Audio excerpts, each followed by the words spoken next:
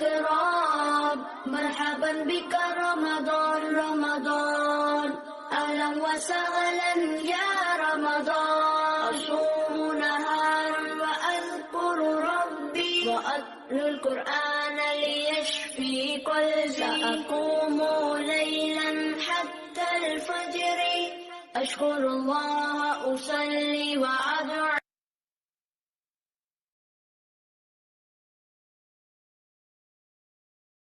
أعوذ بالله من الشيطان الرجيم.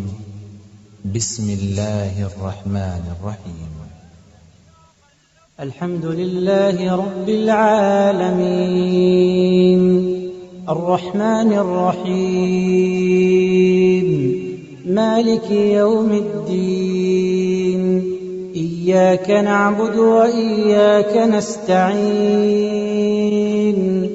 اهدنا الصراط المستقيم صراط الذين أنعمت عليهم غير المغضوب عليهم ولا الضالين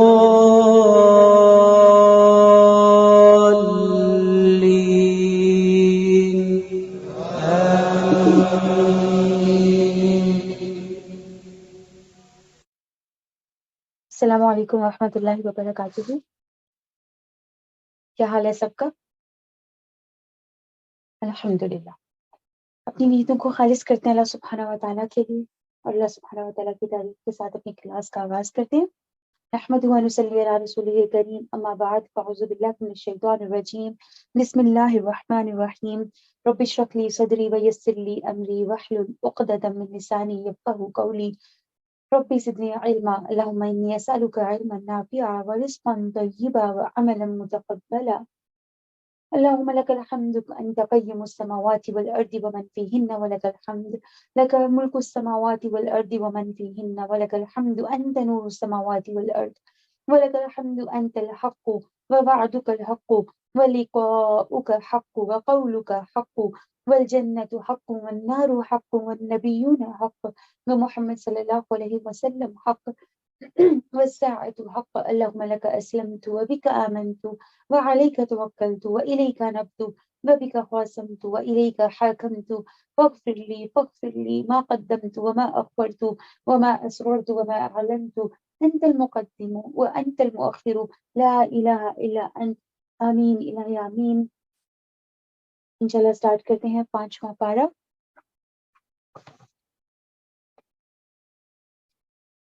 سورہ نساء آیا 24 سے انشاءاللہ 5واں پارہ سٹارٹ ہوتا ہے، لیکن 24 آیا میں پیچھے کی آیات کی کنٹینیوٹی ہے، سبجیکٹ سیم چل رہا ہے. انشاءاللہ ہم 23 سے سٹارٹ کرتے ہیں تاکہ تھوڑی سی ریویژن ہو جائے.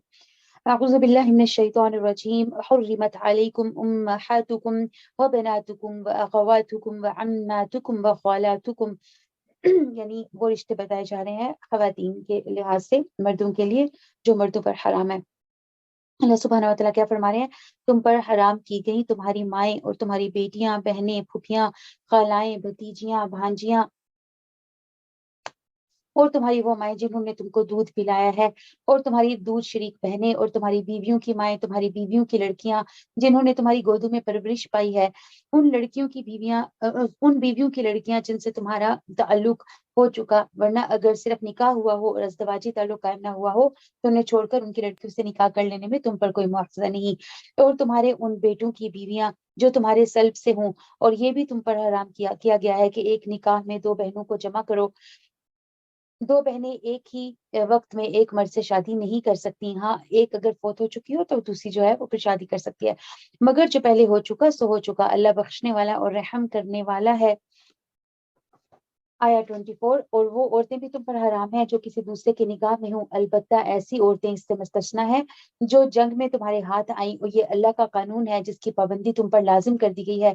اس کے سوا جتنی عورتیں ہیں انہیں اپنے اموال کے ذریعے سے حاصل کرنا تمہارے لیے حلال کر دیا گیا ہے، بشرط یہ کہ حصار نکاح میں ان کو محفوظ کرو، نہ یہ کہ شہوت رانی کرنے لگو۔ پھر جو ازدواجی تعلق کا لطف تم ان سے اٹھاؤ ان کے مہر ان کو بطور فرض یعنی کہ ادا کر دو۔ البتہ مہر کی قرارداد ہو جانے کے بعد آپس کی رضامندی سے تمہارے درمیان کچھ کوئی سمجھوتا ہو جائے تو اس میں کوئی حرج نہیں، اللہ علیم اور دانا ہے۔ یعنی تعلقات قائم کرنے ہیں تو کیا کرنا ہے، ان کے مہر بھی ادا کرنے ہیں، مہر چھوڑ کر جو ہے وہ تعلقات قائم نہیں کرنے ہیں۔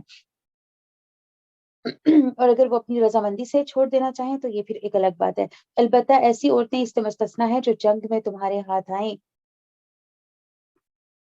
یہ اللہ کا قانون ہے جس کی پابندی تم پر لازم کر دی گئی ہے۔ ان کے سوا جتنی عورتیں ہیں انہیں اپنے اموال کے ذریعے سے حاصل کرنا تمہارے لیے حلال کر دیا گیا ہے، بشرط یہ کہ حصار نکاح ان کو محفوظ کرو، یعنی نکاح کر کے پھر اس کے بعد جو ہے تعلق قائم کیا جا سکتا ہے، نہ یہ کہ آزاد شہوت رانی کرنے لگو۔ پھر جو ازدواجی تعلق کا لطف تم ان سے اٹھاؤ ان کے مہر ان کو بطور فرض ادا کرو۔ البتہ مہر کی قرارداد ہو جانے کے بعد آپس کی رضامندی سے تمہارے درمیان کوئی سمجھوتا ہو جائے تو اس میں کوئی حرج نہیں، اللہ علم اور دانا ہے، علیم اور دانا ہے۔ اور جو شخص تم میں سے اتنی مقدرت نہ رکھتا ہو کہ خاندانی مسلمان محسنات سے نکاح کر سکے، اسے چاہیے تمہاری ان لونڈیوں میں سے کسی کے ساتھ نکاح کر لے جو تمہارے قبضے میں ہو اور مومنہ ہو، یعنی لونڈی سے نکاح کر لو، لیکن شرط کیا ہے کہ وہ مومن بھی ہو۔ اللہ تمہارے ایمان کا حال خوب جانتا ہے۔ تم سب ایک ہی گروہ کے لوگ ہو، یعنی سب ابن آدم آدم علیہ السلام کی اولاد ہو۔ فانکحوہن بإذن اہلہن، لہٰذا ان کے سرپرستوں کی اجازت سے ان کے ساتھ نکاح کرو اور معروف طریقے سے ان کے مہر ادا کرو تاکہ وہ حصار نکاح میں محفوظ یعنی محسنات ہو کر آئیں، آزاد شہوت رانی نہ کرتے پھرو اور نہ چوری چھپے دوستیاں کرو۔ پھر جب وہ حصار نکاح میں محفوظ ہو جائیں اور اس کے بعد کسی بد چلنی کی مرتکب ہوں تو ان پر اس کی سزا نسبت عادی سزا کے ہے جو خاندانی محسنات کے مقرر ہے۔ یعنی اگر جو ہے کس صورت میں یہ بات ہو رہی ہے، جب جو ہے اگر نکاح کیا ہے کس کے ساتھ، ایک لونڈی کے ساتھ، تو اس میں کیا کہا جائے، اگر وہ بد چلنی کرتی ہے تو اس کی سزا جو ہے عادی ہوگی۔ اس کی نسبت جو خاندانی خواتین ہوتی ہیں وہ اگر گناہ کریں تو جو ان کی سزا ہے اس کا آدھا جو ہے وہ لونڈی کی سزا ہے۔ یہ سہولت تم میں سے ان لوگوں کے لیے پیدا کی گئی ہے جن کو شادی نہ کرنے سے بندے تقویٰ ٹوٹ جانے کا اندیشہ ہو، لیکن اگر تم صبر کرو اللہ بخشنے والا اور رحم فرمانے والا ہے۔ سبحان اللہ۔ تو حدیث کی روشنی میں دیکھتے ہیں کہ نبی اکرم صلی اللہ علیہ وسلم نے ہمیں یعنی نکاح کرنے سے پہلے یعنی کون سی چیزیں جو ہے وہ امپورٹنٹ ہمارے لیے بتائی ہیں کہ عورت سے اگر نکاح کرنا ہو تو اس میں کیا چار کوالٹیز دیکھنی چاہیے۔ ابو ہریرہ رضی اللہ عنہ سے روایت ہے کہ نبی اکرم صلی اللہ علیہ وسلم نے فرمایا، عورت سے 4 چیزوں کے پیش نظر نکاح کیا جاتا ہے، اس کے مال و دولت کی وجہ سے، اس کے حسب نسب کی وجہ سے، اور اس کی خوبصورتی کی وجہ سے، اس کی دینداری کی وجہ سے۔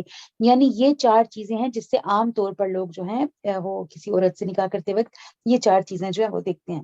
لیکن نبی صلی اللہ علیہ وسلم نے ہمارے لیے کیا یعنی پسند کیا ہے، تیرے ہاتھ خاک آلود ہوں، دیندار عورت سے شادی کر کے کامیابی حاصل کر۔ یعنی ان سب کے اوپر کیا چیز امپورٹنٹ ہے، دینداری کو پریفرنس جو ہے وہ ملنی چاہیے۔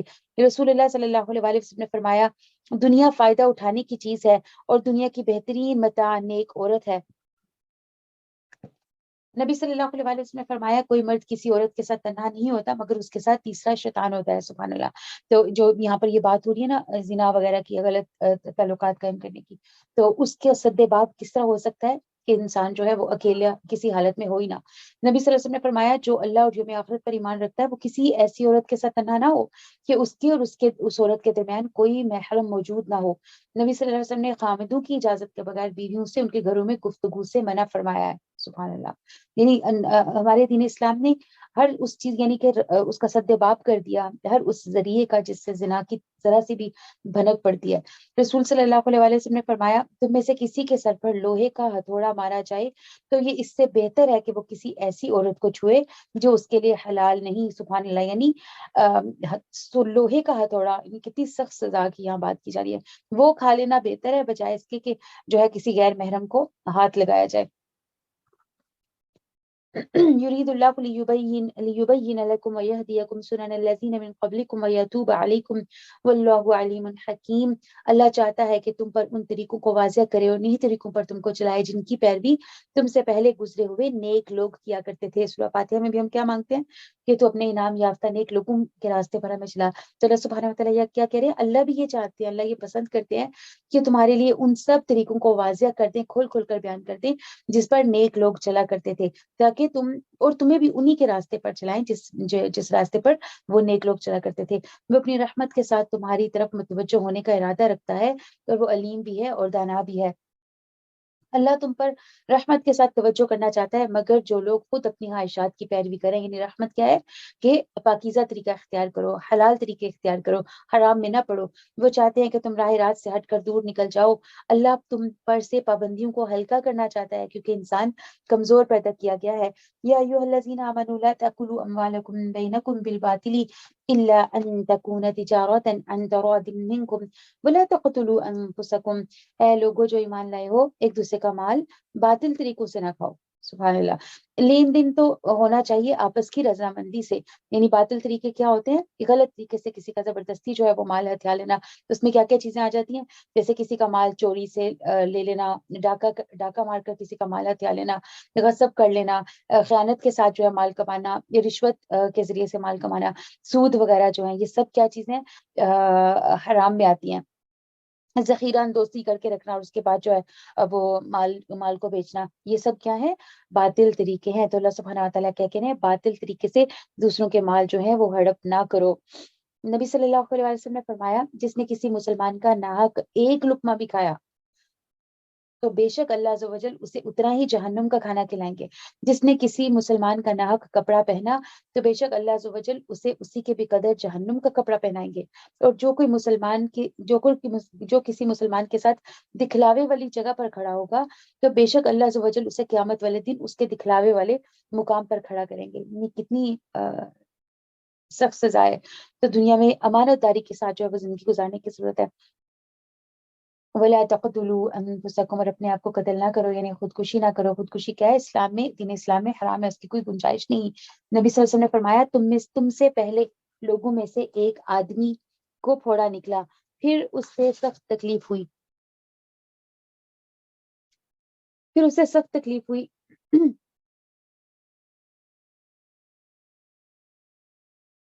تو اس نے ترکش سے تیر نکال کر اس سے پھوڑا چیر دیا، اور خون بند نہ ہونے کی وجہ سے وہ آدمی مر گیا۔ تو تمہارے رب نے فرمایا کہ میں نے اس پر جنت حرام کر دی ہے۔ یہ صحیح مسلم کی روایت ہے۔ سبحان اللہ۔ ابو ہریرہ رضی اللہ عنہ سے روایت ہے کہ رسول اللہ صلی اللہ علیہ وسلم نے فرمایا، جس نے اپنے آپ کو کسی لوہے سے قتل کیا، وہ قیامت کے دن اسی طرح آئے گا کہ لوہا اس کے ہاتھ میں ہوگا اور وہ اسے اپنے پیٹ پر مارتا رہے گا، اور جہنم کی آگ میں ہمیشہ رہے گا۔ اور جو آدمی زہر پی کر خودکشی کرے گا، اس کا زہر اس کے ہاتھ میں ہوگا، وہ ہمیشہ جہنم میں اسے پیتا رہے گا۔ ان اللہ کا بکم رحیمہ، کیونکہ اللہ تم پر رحم فرمانے والا ہے۔ ومن یفعل ذلک عدوانا وظلما فسوف نصلیہ نارا وکان ذلک علی اللہ یسیرا۔ جو شخص ظلم اور زیادتی کے ساتھ ایسا کرے گا، اس کو ہم ضرور آگ میں جھونکیں گے، اور یہ اللہ کے لیے کچھ مشکل کام نہیں۔ اور اگر تم ان بڑے بڑے گناہوں سے پرہیز کرتے رہو جن سے تمہیں منع کیا جا رہا ہے، یعنی کبیرہ گناہوں سے، تو تمہاری چھوٹی موٹی برائیاں یعنی صغیرہ گناہ جو ہیں، جو برائیوں کو ہم تمہارے حساب سے ساکت کر دیں گے اور تمہیں عزت کی جگہ میں داخل کریں گے۔ سبحان اللہ۔ تو بڑے گناہوں سے بچنا جو ہے وہ ضروری ہے۔ اگر بڑے گناہوں سے بچیں گے تو جو چھوٹے گناہ ہم سے ہوتے رہتے ہیں، اللہ سبحانہ و تعالیٰ ان کو معاف فرما دیں گے۔ سب سے پہلے یعنی بڑا گناہ کیا ہے، شرک کرنا، پھر جادو کرنا، کسی کو قتل کرنا، ماں باپ کی نافرمانی کرنا، سود کی آمدنی کھانا، بیت اللہ کی بے حرمتی کرنا، ضرورت سے زیادہ پانی روکنا، شراب پینا،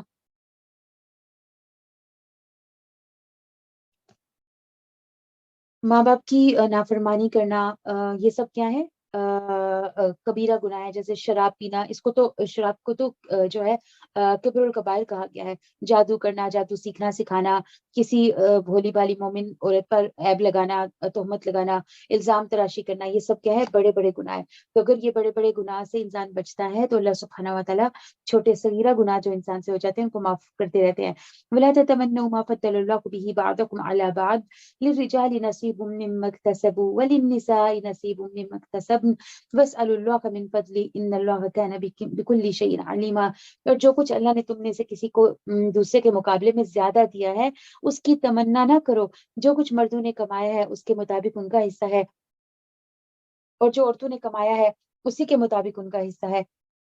سبحان اللہ. یعنی اپنے آپ سے بہتر اگر کسی کو دیکھتے ہیں تو وہاں پر جو ہے فوراً اس کے جیسا بننے کی خواہش کرنا، یا یعنی اس کے پاس جو چیز ہے وہ مانگنے کی بجائے بلکہ ہمیں کیا سکھایا گیا، کیا کہنا چاہیے، اللہ سبحانہ و تعالیٰ سے اس کا فضل مانگنا چاہیے.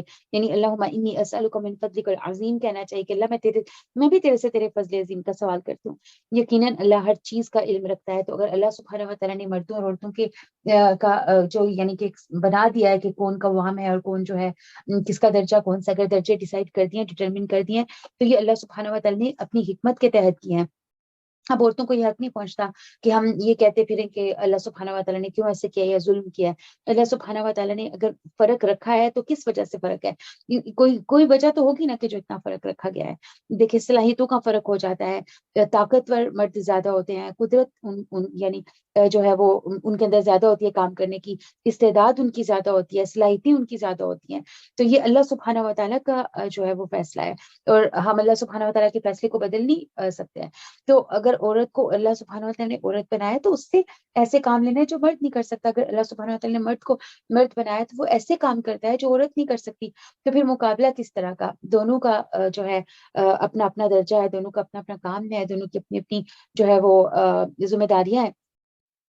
اصل چیز کیا ہے، فوکس کس چیز پر کرنا ہے، کرنے کا کام کیا ہے کہ ہمارے اعمال کیا ہیں. اللہ سبحانہ و تعالیٰ نے بار بار یہ اپنی کتاب کے اندر بات فرمائی ہے، یعنی جو انسان کرتا ہے اس کے مطابق اس کو یعنی اس کا درجہ ہے. ٹھیک ہے دنیا کے لحاظ سے یہ قوام بنایا ہے، لیکن اللہ کی نظر میں جو درجہ ہے وہ تقویٰ کی بنیاد پر ہے. یعنی جو جتنی زیادہ نیکیاں کرے گا، نیکی کے کام کرے گا، وہ اپنے درجات بلند کر لے گا، چاہے وہ کوئی مرد ہے یا عورت ہے. تو کرنے کا کام کیا ہے کہ اللہ سبحانہ و تعالیٰ کی نظر میں اپنا مقام بڑھایا جائے، نہ کہ کمپٹیشنز کیے جائیں. وَلِكُلٍّ جَعَلْنَا مَوَالِيَ مِمَّا تَرَكَ الْوَالِدَانِ وَالْأَقْرَبُونَ. اور ہم نے اس طرح کے حصے مقرر کر دیے جو والدین اور رشتہ دار چھوڑ جائیں، یعنی وراثت کے جتنے حصے ہیں اللہ سبحانہ و تعالیٰ نے کھول کھول کر انہیں بیان کر دیا ہے. ہر جو ہے حصے دار کو اس کا حصہ بتا دیا کہ کس کو کتنا حصہ ملے گا.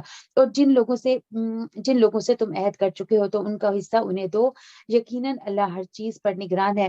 الرجال قوامون علی النساء بما فضل اللہ بعضهم علی بعض. اللہ سبحانہ و تعالیٰ کیا فرمانے ہیں کہ مرد عورتوں پر قوام ہے، یعنی ان کے منتظم ہے، ان کی ضروریات پوری کرنے کے ذمہ دار ہیں. یعنی کیا کیا ان کی یعنی کس بنیاد پر ان کی جو ہے وہ فضیلت ہے، کس بنیاد پر ان کی فضیلت ہے یا ان کا درجہ بلند ہے، جو ہے ذمہ داریوں کی وجہ سے. کتنی ذمہ داریاں ان کے اوپر. مرد جو ہے وہ کیا ہے، اپنے گھر کا یا عورت کا جو ہے وہ انتظام سنبھالے گا، اس کی حفاظت کرے گا، اس کی نگرانی کرے گا، اس کی ضروریات پوری کرے گا. تو عورتوں کی ضروریات پوری کرنا کیا ہے، مرد کا ذمہ ہے، عورت کا ذمہ نہیں ہے. تو عورتوں کی ضروریات پوری کرنا، نگرانی کرنا، گھر کا یعنی کہ جو مین انتظام ہے وہ سنبھالنا، یہ سب کیا ہے، مرد کی ذمہ داریاں. اتنی بڑی وہ ذمہ داریاں جو ہے وہ پوری کر رہا ہوتا ہے. پھر کما کے لانا، کمانے کا ساری ذمہ داری مرد کے اوپر اللہ سبحانہ و تعالیٰ نے رکھی ہے. اپنا مال خرچ کرتا ہے وہ. تو جب وہ یہ سب کچھ کرتا ہے تو اگر اللہ سبحانہ و تعالیٰ نے یہ سب کچھ کرنے کی وجہ سے اس کا درجہ بلند رکھا ہے، اس کو قوام بنایا ہے، تو اس چیز کو ایکسیپٹ کرنے میں کیا چیز ہے؟ کیوں شرح صدر نہیں ہوتا ہمارا؟ کیوں ہم اس چیز کو بحث بنا کر جو ہے وہ اتنے بڑے بڑے جو ہے وہ مسئلے کریٹ کرتے ہیں کہ نہیں یہ مردوں کا معاشرہ ہے، یہ ایسا ہے، یہ ویسا ہے، یا مردوں کو کیوں قوام بنایا ہے؟ مرد اور عورت برابر ہیں ہر لحاظ سے. بے شک کس لحاظ سے جو ہے برابر ہے؟ اعمال کے لحاظ سے، کہ جو اعمال زیادہ اچھے کرے گا وہ اللہ سبحانہ و تعالیٰ کی نظر میں جو ہے اپنا مقام بڑھا لے گا. اور جو اعمال یا جو فاستبقوا الخیرات کرے گا، نیکیوں میں دوڑے گا، اس کا مقام بڑھ جائے گا. اور جو نیکیوں میں نہیں دوڑے گا وہ اپنے مقام کے لحاظ سے نیچے رہ جائے گا، چاہے وہ بے شک قوام ہے. لیکن جس بنیاد پر وہ قوام ہے وہ دیکھنے کی، یہاں سمجھنے کی ضرورت ہے. اللہ تعالیٰ کہہ رہے ہیں کہ مرد عورتوں پر قوام ہے. بما فضل اللہ بعضهم علی بعض. اللہ تعالیٰ نے جو یہ فضیلت دے دی ہے ایک کو دوسرے پر. وبما انفقوا من اموالہم. اور اس وجہ سے کہ وہ اپنا مال خرچ کرتے ہیں، یعنی کما کر لاتے ہیں. تو ہمارے پورے جو نظام ہے، معاشی نظام ہے، اس کے اندر دیکھیں مردوں کی ذمہ داری ہے، ان کے کندھوں کے اوپر یہ بوجھ ڈالا گیا ہے کہ وہ عورت کے لیے جو ہے کمائیں گے اور عورت کے نان نفقے کا انتظام کریں گے. عورت کے اوپر یہ ذمہ داری نہیں ہے. اور اس وجہ سے کہ وہ اپنے مالوں میں سے خرچ کرتے ہیں. فالصالحات قانتات. تو جو نیک بیویاں ہیں وہ مردوں کے حکم پر چلتی ہیں. سبحان اللہ. تو بہترین بیوی کون سی ہوتی ہے؟ جو اپنے شوہر کی کے حکم پر چلتی ہے، اپنے شوہر کا حکم مانتی ہے۔ اللہ سبحانہ و تعالیٰ میں بہترین بیوی کی جو صفات ہے وہ ہمارے اندر پیدا کریں اور اپنے شوہروں کی آنکھوں کی ٹھنڈک بنائے۔ بہترین بیوی وہ ہے جس کی طرف تم دیکھو تو تمہیں خوش کر دے، نبی صلی اللہ علیہ وسلم کی حدیث ہے، بہترین بیوی وہ ہے جس کی طرف تم دیکھو تو تمہیں خوش کر دے، اور جو تم کسی بات کا حکم دو تو بجا لائے، اور تمہاری عدم موجودگی میں تمہارے مال اور تمہاری عزت کی حفاظت کرے۔ یعنی حدیث کی روشنی میں کون ہے بہترین بیوی؟ اب ہمیں اپنے آپ کو جانچنا ہے، اپنے آپ کو چیک کرنا ہے کہ کیا ہمارے اندر یہ کوالٹی ہے۔ یعنی تم اس کی طرف دیکھو تو وہ تمہیں خوش کر دے، اور تم جس بات کا بھی حکم اسے دو تو وہ فوراً بجا لائے، اور جب تم اس کے پاس نہ ہو عدم موجودگی میں تمہارے مال اور اپنی ذات کی حفاظت کرے۔ رسول اللہ صلی اللہ علیہ وسلم نے فرمایا، اللہ سبحانہ و تعالیٰ اس عورت کی طرف نظر رحمت سے نہیں دیکھتا جو اپنے خامد کی شکر گزار نہیں ہوتی، حالانکہ وہ اس سے بے نیاز نہیں ہو سکتی۔ سبحان اللہ۔ ایک اور طویل حدیث ہے، اسما بنت زید انصاریہ کہتی ہیں کہ ایک مرتبہ نبی صلی اللہ علیہ وسلم میرے پاس سے گزرے، میں اپنی ہم عمر لڑکیوں کے پاس بیٹھی تھی، آپ نے ہمیں سلام کیا اور فرمایا، احسان کرنے والوں کی ناشکری کرنے سے اپنے آپ کو بچا۔ سبحان اللہ، احسان کرنے والے، دیکھیں احسان کرنے والے ہمارے جو ہمارے شوہر ہمارے اوپر، بے شک احسان کرنے والوں کی ناشکری کرنے سے اپنے آپ کو بچا۔ میں نے عرض کیا، یا رسول اللہ، احسان کرنے والوں کی ناشکری سے کیا مراد ہے؟ نبی صلی اللہ علیہ وسلم نے فرمایا، ہو سکتا ہے کہ تم میں سے کوئی عورت اپنے ماں باپ کے یہاں طویل عرصے تک بے شوہر یعنی زندگی گزارتی رہے، پھر اللہ اسے شوہر عطا فرما دے اور اس کے ذریعے اسے اولاد بھی عطا فرما دے، اور وہ پھر کسی دن غصے میں آ کر ناشکری کرے اور یوں کہتے کہ میں نے تو تجھ سے کبھی خیر دیکھی ہی نہیں۔ سبحان اللہ۔ یعنی کتنا کامن سا جو ہے وہ یہ جملہ ہے نا، جتنا بھی ہمارے شوہر جو ہے ہمارے لیے کر لیں، اور اگر کبھی نہ کر پائیں، وہ کچھ ہماری خواہش پوری نہ ہو تو فوراً، یا غصہ آیا ہو تو فوراً ہمارے منہ سے یہی کلمہ نکلتا ہے کہ کبھی بھی، اتنے سال ہو گئے ہیں اس رشتے کو، کبھی ہم نے آپ سے کوئی خیر نہیں پائی ہے، کبھی ہمیں آپ سے کوئی خیر نہیں ملی۔ اللہ سبحانہ و تعالیٰ ہمیں شکر پن سے محفوظ رکھے۔ رسول اللہ صلی اللہ علیہ وسلم نے فرمایا، میں نے عورتوں کی اکثریت کو جہنم میں دیکھا ہے، اور اس کی دو وجوہات بتائیں، ایک زبان کا غلط استعمال، اللہ اکبر، اور دوسرا شوہروں کی ناشکری۔ تو زبانوں کی حفاظت کرنی ہے، چپ رہنے کی کوشش کرنی ہے، ضرورت کا بولنا ہے، حفاظت کرنی ہے، غلط استعمال نہیں کرنا ہے اس کا، اور دوسرا شوہروں کی ناشکری۔ فالصالحات قانتات حافظات للغیب بما حفظ اللہ، بس جو صالح عورتیں ہیں وہ اطاعت شعار ہوتی ہیں اور مردوں کے پیچھے اللہ کی حفاظت اور نگرانی میں ان کے حقوق کی حفاظت کرتی ہیں۔ اور جب تمہیں عورتوں سے سرکشی کا اندیشہ ہو، انہیں سمجھاؤ، بجھاؤ، خواب گاہوں میں ان سے علیحدہ رہو اور مارو۔ یعنی 3 سٹیپس بتائے جا رہے ہیں، اگر وہ تمہارے سے سرکشی کریں تو پہلے انہیں سمجھاؤ، خوب اچھی طرح سمجھاؤ، تب بھی نہ مانے تو پھر ان کو الگ، ان کے بستر الگ کر دو، پھر بھی نہ مانے تو پھر ان کو مارو۔ اور مار بھی کیسی ہے؟ حضرت جو ابن عباس رضی اللہ عنہ ہے ان کے مطابق کیسی مار یعنی جیسے ایک مسواک، انسان مسواک کے ساتھ کسی کو چوٹ لگائے تو وہ اس میں بھی کیا کس چیز سے روکا گیا کہ نازک حصے یا چہرے پر نہیں مارنا عورت کو۔ پھر اگر وہ تمہاری مطیع ہو جائیں تو خواہ مخواہ ان پر دست درازی کے لیے بہانے تلاش نہ کرو، یقین رکھو کہ اوپر اللہ موجود ہے جو بڑا اور بالا تر ہے۔ اور اگر تم لوگوں کو میاں اور بیوی کے تعلقات بگڑ جانے کا اندیشہ ہو، یعنی اب عام معاشرے کے بارے میں بات کی جا رہی ہے، اگر تم لوگوں کو لگتا ہے کہ 2 میاں بیوی ہیں، ان کا آپس میں تعلق جو ہے بگڑ جانا ہے، تو کیا کرنا چاہیے؟ ایک حکم مرد کے رشتہ داروں میں سے اور ایک عورت کے رشتہ داروں میں سے مقرر کرو، وہ دونوں اصلاح چاہیں گے تو اللہ ان کے درمیان موافقت کی صورت نکال دے گا، اللہ سب کچھ جانتا اور باخبر ہے۔ وَاعْبُدُوا اللَّهَ وَلَا تُشْرِكُوا بِهِ شَيْئًا وَبِالْوَالِدَيْنِ إِحْسَانًا وَبِذِي الْقُرْبَى وَالْيَتَامَى وَالْمَسَاكِينَ وَالْجَارِ ذِي الْقُرْبَى وَالْجَارِ الْجُنُبِ وَالصَّاحِبِ بِالْجَنبِ وَابْنِ السَّبِيلِ وَمَا مَلَكَتْ أَيْمَانُكُمْ إِنَّ اللَّهَ لَا يُحِبُّ مَنْ كَانَ مُخْتَالًا فَخُورًا۔ اور تم سب لوگ اللہ کی بندگی کرو اور اس کے ساتھ کسی کو شریک نہ بناؤ، ماں باپ کے ساتھ نیک برتاؤ کرو، قرابت داروں اور مسکینوں کے ساتھ حسن سلوک سے پیش آؤ، اور پڑوسی رشتہ دار سے، اجنبی ہمسائے سے، پہلو کے ساتھی سے، مسافر سے، اور ان لونڈی غلاموں سے جو تمہارے قبضے میں ہوں، سب سے احسان کا معاملہ رکھو۔ سبحان اللہ۔ پہلے بیوی کے بارے میں کہا ہے، اور یعنی دیکھیں کسی بھی معاشرے کی اکائی جو ہے، بنیاد وہ میاں بیوی کا رشتہ ہوتی ہے، تو ہمارے معاشرے کے اوپر بھی ذمہ داری آتی ہے، ہماری ذمہ داری بنتی ہے اگر اپنے ارد گرد کہیں دیکھیں کہ دو میاں بیوی ان کے تعلقات آپس میں خراب ہیں تو ان کے درمیان جو ہے وہ صلح کی کوشش کروائی جائے، ان کے درمیان جو ہے رابطہ بڑھایا جائے۔ ہمارے یہاں زیادہ تر کیا ہوتا ہے کہ میاں بیوی کے مطلب تجسس میں رہتا ہے کہ کوئی لڑائی ہو ان کے درمیان اور کسی طرح ان کا تعلق خراب ہو، تو ایسے نہیں کرنا، یہ تو شیطانی طریقہ کار ہے، شیطان اس چکر میں رہتا ہے۔ تو ہمیں کیا کرنا ہے، لوگوں کے درمیان صلح کو جو ہے وہ اس کی کوشش کرنی ہے، اس میں اپنا حصہ ڈالنا ہے۔ جو طریقہ اللہ سبحانہ و تعالیٰ نے بتایا ہے کہ دونوں میاں بیوی کی طرف سے ایک ایک حکم جو ہے وہ مقرر اور اچھے طریقے سے بات کو ڈسکس کر کے مسئلے کا حل نکال کر جو ہے ان کا آپس کا تعلق مضبوط کروایا جائے۔ اب اللہ سبحانہ و تعالیٰ باقی ان لوگوں کے بارے میں بتا رہے ہیں کہ ان سب کے ساتھ بھی جو ہے باقی جو رشتے گنے ہیں ان سب کے ساتھ بھی کیا کرو، احسان کا معاملہ رکھو۔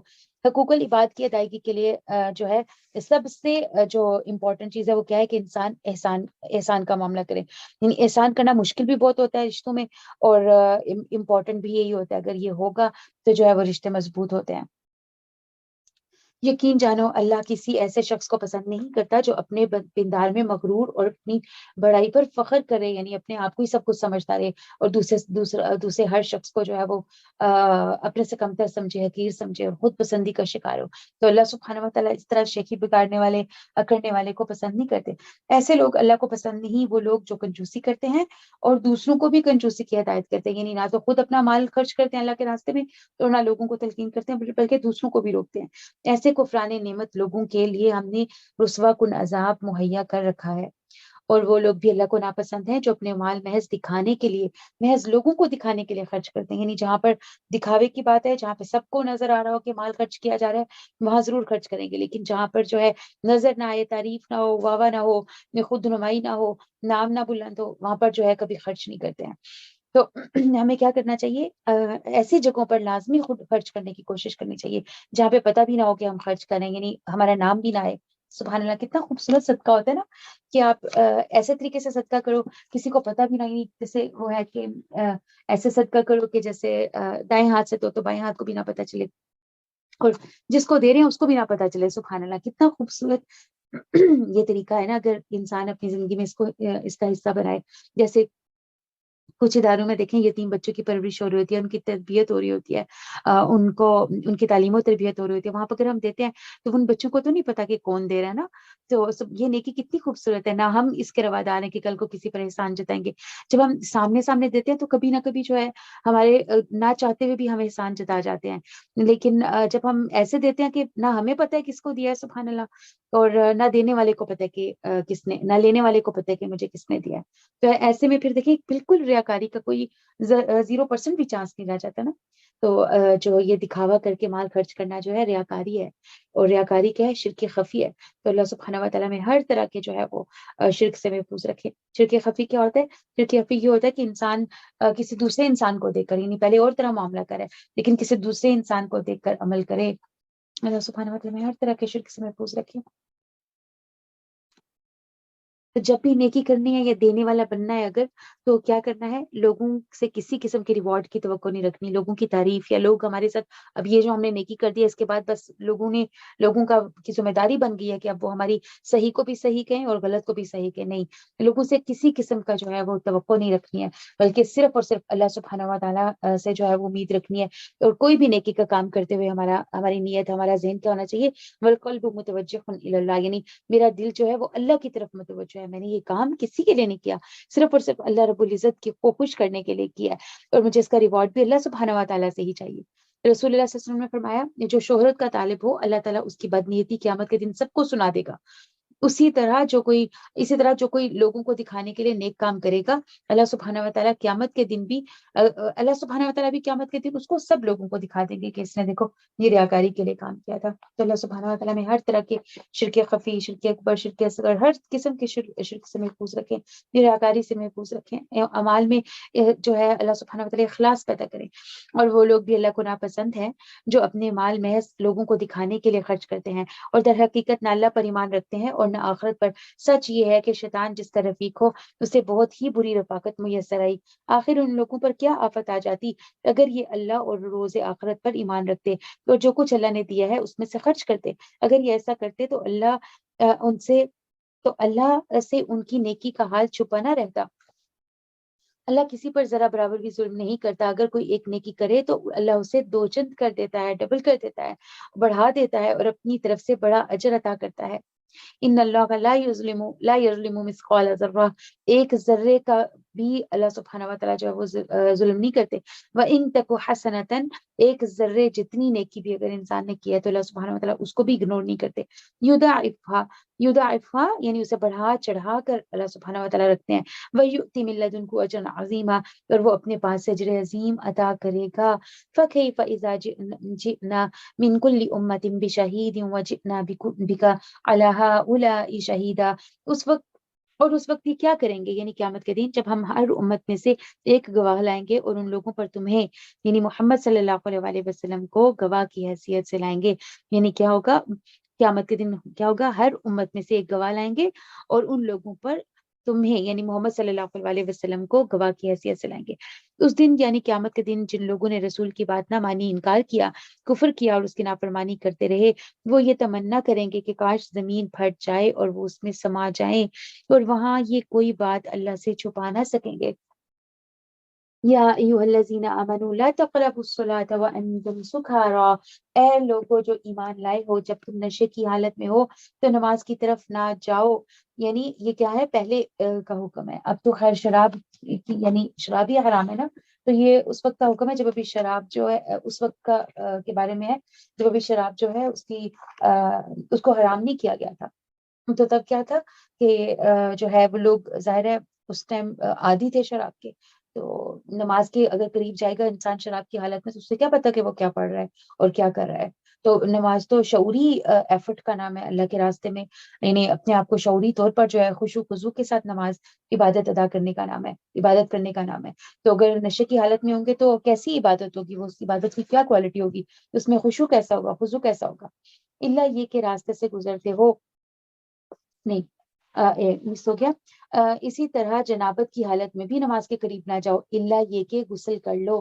اللہ یہ کہ راستے سے گزرتے ہو اور کبھی ایسا ہو کہ تم بیمار ہو، سفر میں ہو، یا تم میں سے کوئی رفع حاجت کر کے آئے، یا تم نے عورتوں سے لمس کیا ہو اور پھر پانی نہ ملے تو پاک مٹی سے کام لو. یعنی پاک مٹی سے اب کیا کرو، تیمم کر لو. لیکن یہ کون سی صورت ہے، ایک تو یہ ہے کہ بیماری ہے، دو صورتیں ہیں. ایک تو یہ کہ کوئی بڑی سخت بیماری ہے اور اگر پانی کو ٹچ کر لیا تو جو ہے وہ موت کا خدشہ ہے یا بیماری بڑھنے کا خدشہ ہے. اور دوسرا کیا کہ جو ہے پانی میسر ہی نہیں ہے، ڈھونڈنا ہے. پہلی کوشش کیا کرنی ہے، پوری تحری کرنی ہے، پوری کوشش کرنی ہے کہ مجھے پانی ملے. اگر پانی نہیں ملتا تو پھر اس صورت جو ہے وہ تیمم کی طرف جانا ہے اور اس سے اپنے چہروں اور ہاتھوں پر مسح کر لو. یعنی تیمم کا طریقہ کیا ہے، نبی صلی اللہ علیہ وسلم کا مسنون طریقہ جو ہے جو سنت کے مطابق ہے وہ کیا ہے. نبی صلی اللہ علیہ وسلم نے کس طرح تیمم کیا، انہوں نے ایک مرتبہ اپنا ہاتھ زمین پر مارا اور پھر اس کی مٹی کو پھونک ماری. یعنی ہاتھوں کو زمین کے اوپر مارنا ہے، تھوڑی مٹی لگے گی، پھر ہاتھوں کو کے اوپر پھونک مارنی ہے اور پھر انہی ہاتھوں کو چہرے پر اور ہاتھوں پر مل لینا ہے. یعنی اس کے بعد چہرے اور ہاتھوں پر اس ہاتھ کو مل لینا ہے. ان اللہ کان عفوا غفورا، بے شک اللہ تعالیٰ معاف کرنے والا، بخشنے والا ہے. تم نے ان لوگوں کو بھی دیکھا جنہیں کتاب کے علم کا کچھ حصہ دیا گیا ہے، وہ خود دلالت کے خریدار یعنی کہ گمراہی کے خریدار بنے ہوئے ہیں اور چاہتے ہیں کہ تم بھی راہ گم کر دو. اللہ تمہارے دشمنوں کو خوب جانتا ہے اور تمہاری حمایت و مددگاری کے لیے اللہ ہی کافی ہے. جو لوگ یہودی بن گئے ہیں ان میں سے کچھ لوگ ہیں جو الفاظ کو ان کے محل سے پھیر دیتے ہیں، یعنی تحریف کرتے ہیں اور دین حق کے خلاف باتیں بناتے ہیں، یعنی تانے مارتے ہیں اور اس کے لیے اپنی زبان کو توڑ موڑ کے کہتے ہیں سمعنا وعصینا، یہ ہم نے سنا اور ہم نہ مانیں گے. وہ اور اسمع غیر مسمع، سنو نہ سنوائے جاؤ، اور راعینا بنا دیتے ہیں. اور اگر وہ کہتے سمعنا واطعنا اور اسمع اور انظرنا، جس کا مطلب یہ ہے کہ ہم نے سنا اور ہم نے اطاعت کی اور آپ سنیے اور ہماری طرف نظر کیجیے، تو یہ ان کے لیے زیادہ بہتر تھا اور زیادہ راستہ بازی کا طریقہ تھا. یعنی اب کیا طریقہ بتایا جا رہا ہے کہ نبی صلی اللہ علیہ وسلم سے جب بات کرنی ہے یا جب بات کرتے تھے تو کیا کرتے تھے یہودی یا یہ لوگ الفاظ کو بدل دیا کرتے تھے اور جان کے جو ہے وہ دین کے اندر یعنی دین خراب کرنے کے لیے، اس پہ تان لگانے کے لیے جو ہے اس طرح کی حرکتیں کیا کرتے تھے، دین کے ساتھ مذاق کرتے تھے، مذاق اڑاتے تھے ایک طرح سے. پھر اللہ سبحانہ و تعالیٰ کہہ رہے ہیں اگر تم لوگ یوں نہ کہتے بلکہ اس طرح کہتے کہ سمعنا واطعنا، کہ ہم نے سنا اور ہم اطاعت کریں گے، ہم نے اطاعت کی. اور اسمع اور انظرنا، یعنی ہم نے سنا اور انظرنا یعنی ہماری طرف دیکھیے، یعنی کیا ہے نبی صلی اللہ علیہ وسلم کے ساتھ مخاطب ہونے کا طریقہ، یا جو ہے نبی صلی اللہ علیہ وسلم کی باتوں کے جواب میں جو ہے وہ اگر یوں کہتے تو کیا ہوتا؟ اور آپ سنیے اور ہماری طرف نظر کیجیے، تو یہ انہی کے لیے بہتر تھا، یعنی اگر اس تکیہ کلام سے، یعنی اس طریقے سے اگر یہ نبی کو جواب دیتے تو یہ ان کے لیے بہتر تھا اور زیادہ راست بازی کا طریقہ تھا، مگر ان پر تو ان کی باطل پرستی کی بدولت اللہ کی پھٹکار پڑ چکی ہے، اس لیے وہ کم ہی ایمان لاتے ہیں۔ اے وہ لوگوں جو کتاب دیے گئے ہو، اس کتاب پر ایمان لے آؤ جو ہم نے نازل کی ہے، وہ اس کتاب کی تصدیق اور تائید کرتی ہے جو تمہارے پاس پہلے سے موجود تھی، اس سے پہلے کہ ہم چہرے بگاڑ کر ان کو پیچھے پھیر دیں، یا ان کو اسی طرح لعنت زدہ کر دیں جیسا کہ ہم نے سبت والوں کے ساتھ کیا تھا۔ اور یاد رکھو کہ اللہ کا حکم نافذ ہو کر رہتا ہے۔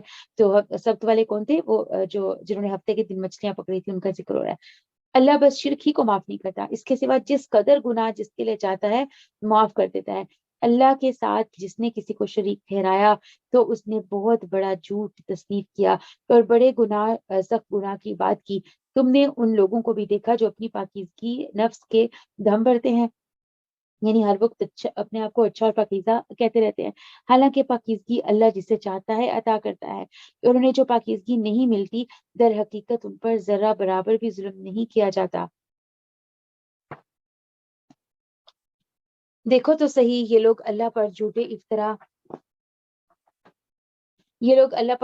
افطرا گھڑنے سے نہیں چوکتے، اور ان کے گناہ گار ہونے کے لیے یہی ایک گناہ کافی ہے۔ کیا تم نے ان لوگوں کو نہیں دیکھا جن کو کتاب کے علم میں سے کچھ حصہ دیا گیا؟ ان کا حال یہ ہے کہ وہ جبت اور طاغوت پر ایمان لاتے ہیں۔ سبحان اللہ، یعنی کتاب لے کر پیغمبر کو دیکھ کر بھی جو ہے وہ جبت اور طاغوت پر ایمان لاتے ہیں۔ جبت سے مراد کیا ہے؟ یعنی ہر وہ چیز یعنی جو بےمانی اور بے حقیقت ہو، جس کی کوئی کچھ اصل نہ ہو، وہ کیا ہے؟ جبت ہے۔ یعنی جیسے جادو، کہانت، فالگیری کرنا، ٹونے ٹوٹکے کرنا، شگون لینا، سفر کا مہینہ ہے تو یہ کام نہیں کرنا چاہیے، بلی گزر گئی تو یہ ہو جائے گا، کوا آ کر بیٹھ کر منڈیر پر تو یہ ہو جائے گا، یعنی شگون لینا، وہمی و خیالی باتیں، یہ سب چیزیں کیا ہیں؟ بس خیالی پلاؤ پکاتے رہتے ہیں، یہ سب کیا ہے؟ جبت ہے۔ تو اللہ سبحانہ و تعالیٰ کیا کہہ رہے ہیں؟ یہ لوگ اللہ کو چھوڑ کر اللہ پر ایمان لانے کے بجائے کیا کرتے ہیں؟ جبت اور طاغوت پر ایمان لے آتے ہیں۔ اور طاغوت کسے کہتے ہیں؟ ہر سرکش قوت جو اللہ سبحانہ و تعالیٰ کی حکم کے اگینسٹ کھڑی ہو جائے اور جو ہے ہمیں مجبور کرے کہ ہم اللہ کا حکم چھوڑ کر اس کا حکم مانیں، تو وہ کیا ہے؟ طاغوت ہے۔ اور کافروں کے متعلق کہتے ہیں کہ ایمان لانے والوں سے تو یہی سیدھے راستے پر ہیں، ایسے ہی لوگ ہیں جن پر اللہ نے لعنت کی، اور جس پر اللہ لعنت کر دے پھر تم اس کا کوئی مددگار نہیں پاؤ گے۔ کیا حکومت میں ان کا کوئی حصہ ہے؟ اگر ایسا ہوتا تو یہ دوسروں کو کوئی پھوٹی کوڑی بھی نہ دیتے۔ پھر کیا یہ دوسروں سے اس لیے حسد کرتے ہیں کہ اللہ نے انہیں اپنے فضل سے نواز دیا؟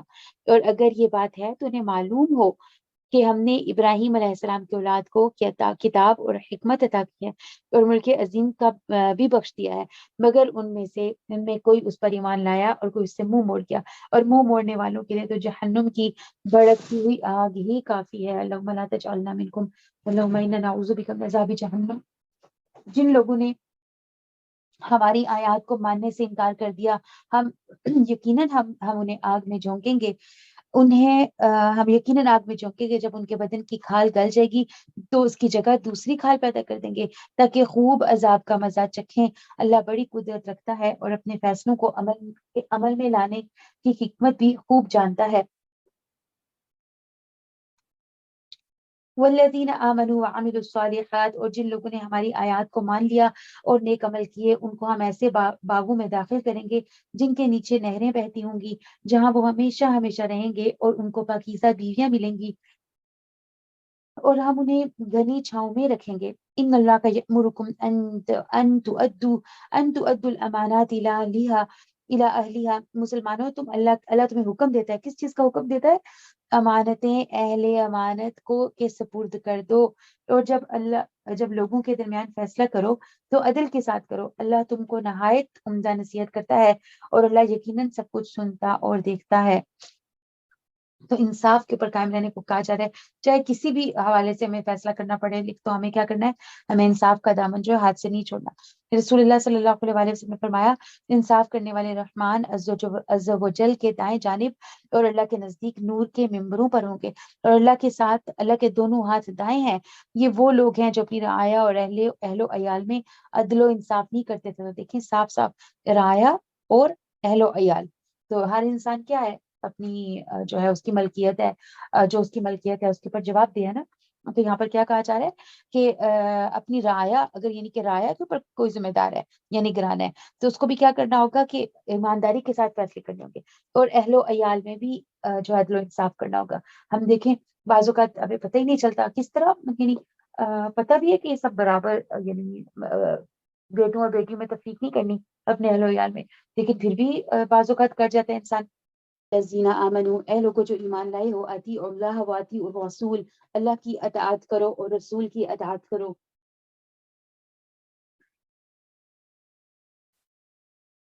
اللہ کی اطاعت کرو, رسول صلی اللہ علیہ وسلم کی اطاعت کرو. وَأُولِي الْأَمْرِ مِنْكُمْ, اور ان لوگوں کی جو تم میں سے صاحب امر ہوں, یعنی جو تمہارے اوپر امیر مقرر کیے گئے ہیں ان کی بھی. سب سے پہلے اگر معاملات کے کوئی بھی معاملات ہیں تو اس میں کیا دیکھنا ہے کہ اللہ سبحانہ و تعالیٰ اور اس کے رسول کا اس معاملے میں کیا حکم ہے. اس کے بعد جو ہے وہ صاحب امر کی اطاعت ہے, اور صاحب امر کی اطاعت جو ہے وہ کنڈیشنل ہے. اگر وہ حق کی طرف, یعنی نبی صلی اللہ علیہ وسلم یا اللہ کے جو احکامات ہیں ان کے جو ہے ان کی فیور میں یا ان کے جیسے فیصلے کہتا ہے تو اس کی بات مانی جائے گی. لیکن اگر کوئی فیصلہ جو ہے صاحب امر کا, یعنی جو بھی ہمارے اوپر امیر وغیرہ ہوتے ہیں, اگر ان کا وہ فیصلہ جو ہے وہ ہمارے شریعت کے ساتھ ٹکراتا ہے تو پھر ان کی اطاعت جو ہے وہ فرض نہیں ہے. فَإِن تَنَازَعْتُمْ فِي شَيْءٍ, پھر اگر تمہارا کسی معاملے میں کوئی تنازع, جھگڑا یا کھینچا تانی ہو جائے یا باہم اختلاف ہو جائے تو کیا کرو, فَرَدُّوهُ, یعنی اس جھگڑے کو یا اس کے فیصلے کو کہاں لے کر جاؤ, فَرَدُّوهُ إِلَى اللَّهِ وَالرَّسُولِ, تو اسے اللہ اور اس کے رسول کی طرف پھیر دو, یعنی قرآن اور سنت سے ان کا حل ڈھونڈنے کی کوشش کرو. ان کنتم تؤمنون باللہ والیوم الآخر, اگر تم اللہ اور روز آخر پر ایمان رکھتے ہو تو یہی ایک صریح یعنی صحیح درست طریقہ ہے اور انجام کے اعتبار سے بھی بہتر ہے. اے نبی صلی اللہ علیہ وسلم, تم نے دیکھا نہیں ان لوگوں کو جو دعویٰ تو کرتے ہیں کہ ہم ایمان لائے اس کتاب پر جو تمہاری طرف نازل کی گئی ہے اور ان کتابوں پر جو تم سے پہلے نازل کی گئی, مگر چاہتے ہیں کہ اپنا فیصلہ کروانے کے لیے طاغوت کی طرف رجوع کریں, حالانکہ انہیں طاغوت سے کفر کرنے کا حکم دیا گیا تھا اور شیطان انہیں بھٹکا کر راہ راست سے کہیں دور لے جانا چاہتا ہے. یعنی ویسے تو دعویٰ کرتے ہیں کہ ہم مسلمان ہیں, اللہ اور رسول کے اوپر ایمان رکھتے ہیں, کتابوں پر ایمان رکھتے ہیں, لیکن جب اپنی معاملات کے فیصلے کرنے کی باری آتی ہے تو تب کیا کہتے ہیں, اپنے فیصلوں کے حل جو ہے وہ طاغوت سے جا کر مانگتے ہیں, طاغوت سے ڈھونڈنے کی کوشش کرتے ہیں. طاغوت کیا ہے, ہر سرکش طاقت, یعنی ہر سرکش طاقت جو ہے جو آپ کو رائے ہدایت سے ہٹا دے, جو آپ کو جو ہے بھٹکا دے, وہ کیا ہے, یعنی اللہ سے دور کر دے یا اللہ کے فیصلوں کے اگینسٹ جو بات ہو, وہ سب کیا ہے, طاغوت ہوتے ہیں. تو کیا کرتے ہیں, فیصلے جب کرنے کی باری آتی ہے تو تب جو ہے وہ طاغوت کے پاس چلے جاتے ہیں, لیکن ویسے کہتے ہیں, دعویٰ کرتے ہیں کہ ہم ایمان والے ہیں. اور جب ان سے کہا جاتا ہے کہ آؤ اس چیز کی طرف جو اللہ نے نازل کی, اور آؤ رسول صلی اللہ علیہ وسلم کی طرف, تو ان منافقوں کو تم دیکھتے ہو یہ تمہاری طرف آنے سے کتراتے ہیں, یعنی اور جب ان سے کہا جاتا ہے کہ آؤ اس چیز کی طرف جو اللہ نے نازل کی اور آؤ رسول کی طرف, تو ان منافقوں کو تم دیکھتے ہو یہ تمہاری طرف آنے سے کتراتے ہیں. پھر اس وقت کیا ہوتا ہے, جب ان کی اپنے ہاتھوں کی لائی ہوئی مصیبت ان پر آ پڑتی ہے, اس وقت یہ تمہارے پاس قسمیں کھاتے ہوئے آ جاتے ہیں.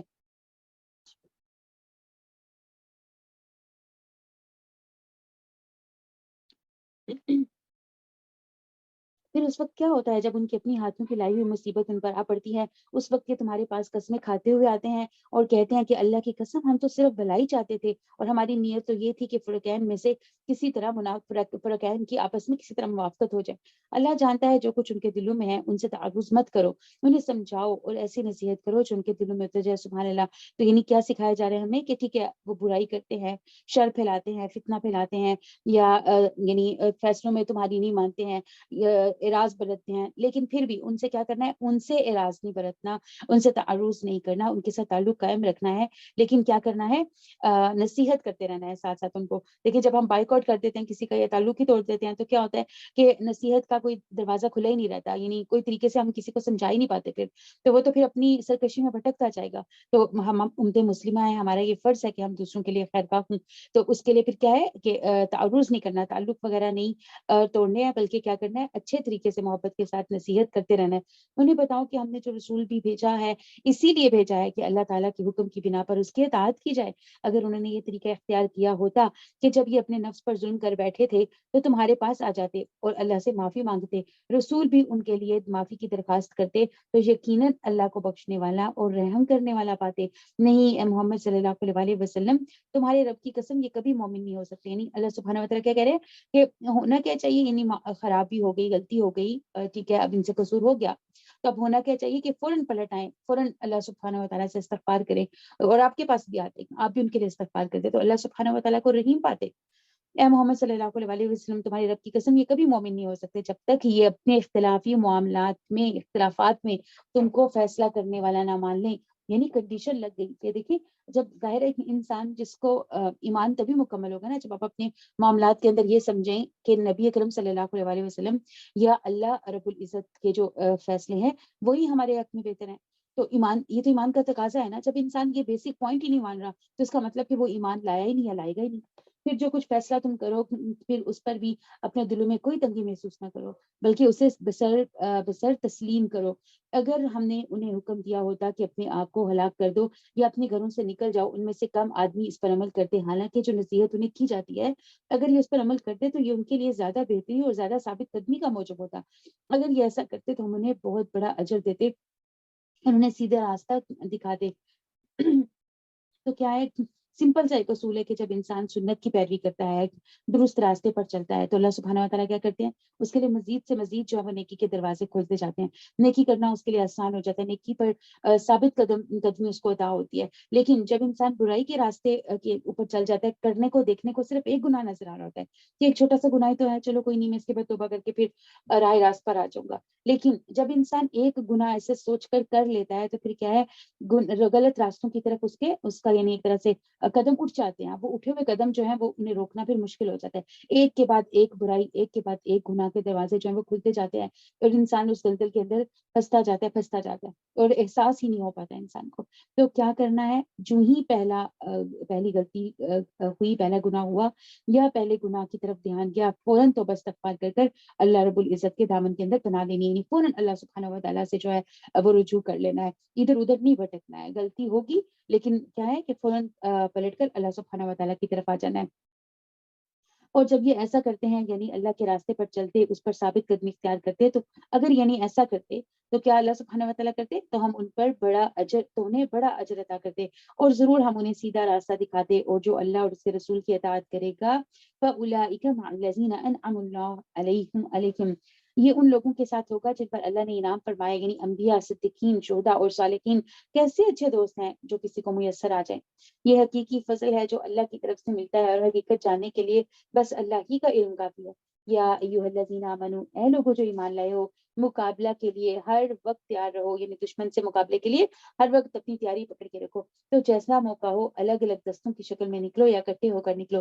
ہاں، تم میں سے کوئی ایسا بھی ہے جو لڑائی سے جی چراتا ہے، اگر تم پر کوئی مصیبت آئے تو کہتا ہے اللہ نے مجھ پر بڑا فضل کیا کہ میں ان لوگوں کے ساتھ نہ گیا، اور اللہ کی طرف سے تم پر فضل ہو تو اس طرح کہتا ہے گویا تمہارے اور اس کے درمیان محبت کا کوئی تعلق ہی نہ تھا، کہ کاش میں بھی ان کے ساتھ ہوتا تو بڑا کام بن جاتا۔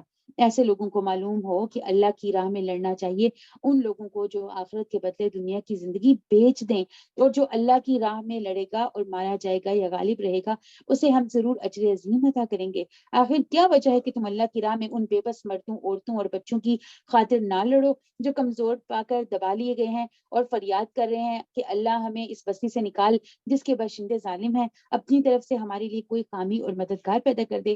الذین آمنوا یقاتلون فی سبیل اللہ، جن لوگوں نے ایمان کا راستہ اختیار کیا وہ اللہ کی راہ میں لڑتے ہیں۔ والذین کفروا یقاتلون فی سبیل الطاغوت، یعنی جو اللہ کے کو مان کے، جنہوں نے اللہ پر ایمان لیا ہے وہ کیا کرتے ہیں، وہ اللہ کے راستے میں لڑتے ہیں۔ لیکن وہ لوگ جنہوں نے طاغوت کا راستہ اختیار کیا وہ کس کے راستے میں لڑتے ہیں، وہ سوری جنہوں نے کفر کا راستہ اختیار کیا وہ طاغوت کے راستے میں لڑتے ہیں، نہیں شیطان کے لیے لڑتے ہیں، بس شیطان کے ساتھیوں سے لڑو اور یقین جانو کہ شیطان کی چالیں حقیقت میں نہایت کمزور ہیں۔ الم تر الی الذین قیل لکم کفوا ایدیکم واقیموا الصلاۃ وآتوا الزکاۃ، تم نے ان لوگوں کو بھی دیکھا جنہیں کہا گیا تھا کہ اپنے ہاتھ روکے رکھو اور نماز قائم رکھو کرو اور زکوٰۃ ادا کرو، یعنی مکہ کی زندگی میں جب ان کو بھی جہاد کا حکم نہیں ملا تھا، کیا کیا احکامات تھے کہ اپنے ہاتھوں کو روکے رکھو، یعنی ابھی لڑائی نہیں کرنی، جوابی کاروائی نہیں کرنی، اور نماز قائم کرو اور زکوٰۃ ادا کرو، یعنی ابھی وقت کس چیز کا ہے؟ اپنی اصلاح کرنے کا، اپنے تزکیہ نفس کا۔ اب جو انہیں مدینے میں آ کر لڑائی کا حکم دیا گیا ان میں سے ایک فریق کا حال یہ ہے کہ لوگوں سے ایسا ڈر رہا ہے جیسا اللہ سے ڈرنا چاہیے یا اس سے بھی کچھ بڑھ کر، کہتے ہیں کہ اللہ ہم پر لڑائی کا یہ حکم کیوں کہتے ہیں کہ اللہ ہم پر لڑائی کا یہ حکم کیوں لکھ دیا گیا، کیوں نہ ہمیں کچھ اور مہلت دی گئی، یعنی پہلے لڑائی کی اجازت مانگتے تھے، اب جب لڑائی کی اجازت مل گئی تو آپ کہتے ہیں کہ ہمیں تھوڑی اور مہلت ملنی چاہیے تھی۔ سبحان اللہ، کسی حال میں اللہ سے راضی نہیں۔ قل متاع الدنیا قلیل والآخرۃ خیر لمن اتقى ولا تظلمون فتیلا، یہ بہت امپورٹنٹ آیت ہے۔ سبحان اللہ، کہ ٹھیک ہے کر لو دنیا کی زندگی میں جتنا یعنی سرکشی اختیار کرنی ہے، جتنی بغاوت کرنی ہے، جتنا برائیاں اپنانی ہے، غلط رویے اختیار کرنے ہیں، کر لو جتنی دیر کرنا ہے۔ یہ دنیا کی زندگی یہ تو تھوڑا سا سرمایہ ہے اور آخرت متقی انسان کے لیے زیادہ بہتر ہے، اور تم پر ایک شمع برابر یعنی ایک ذرہ برابر بھی ظلم نہ کیا جائے گا۔ رہی موت تو جہاں بھی تم ہو وہ آ کر بہرحال تمہیں پکڑ، لیکن موت انسان کا پیچھا کرتی ہے، تو جہاں کہیں بھی جا کر بیٹھ جاؤ، چھپ جاؤ وہاں بھی، چاہے خواہ مضبوط عمارتوں کے اندر جا کر بیٹھ جاؤ، جب تمہاری موت کا وقت لکھا ہے اس نے وہاں پہنچ جانا ہے اور تم اسے چھپ نہیں پاؤ گے۔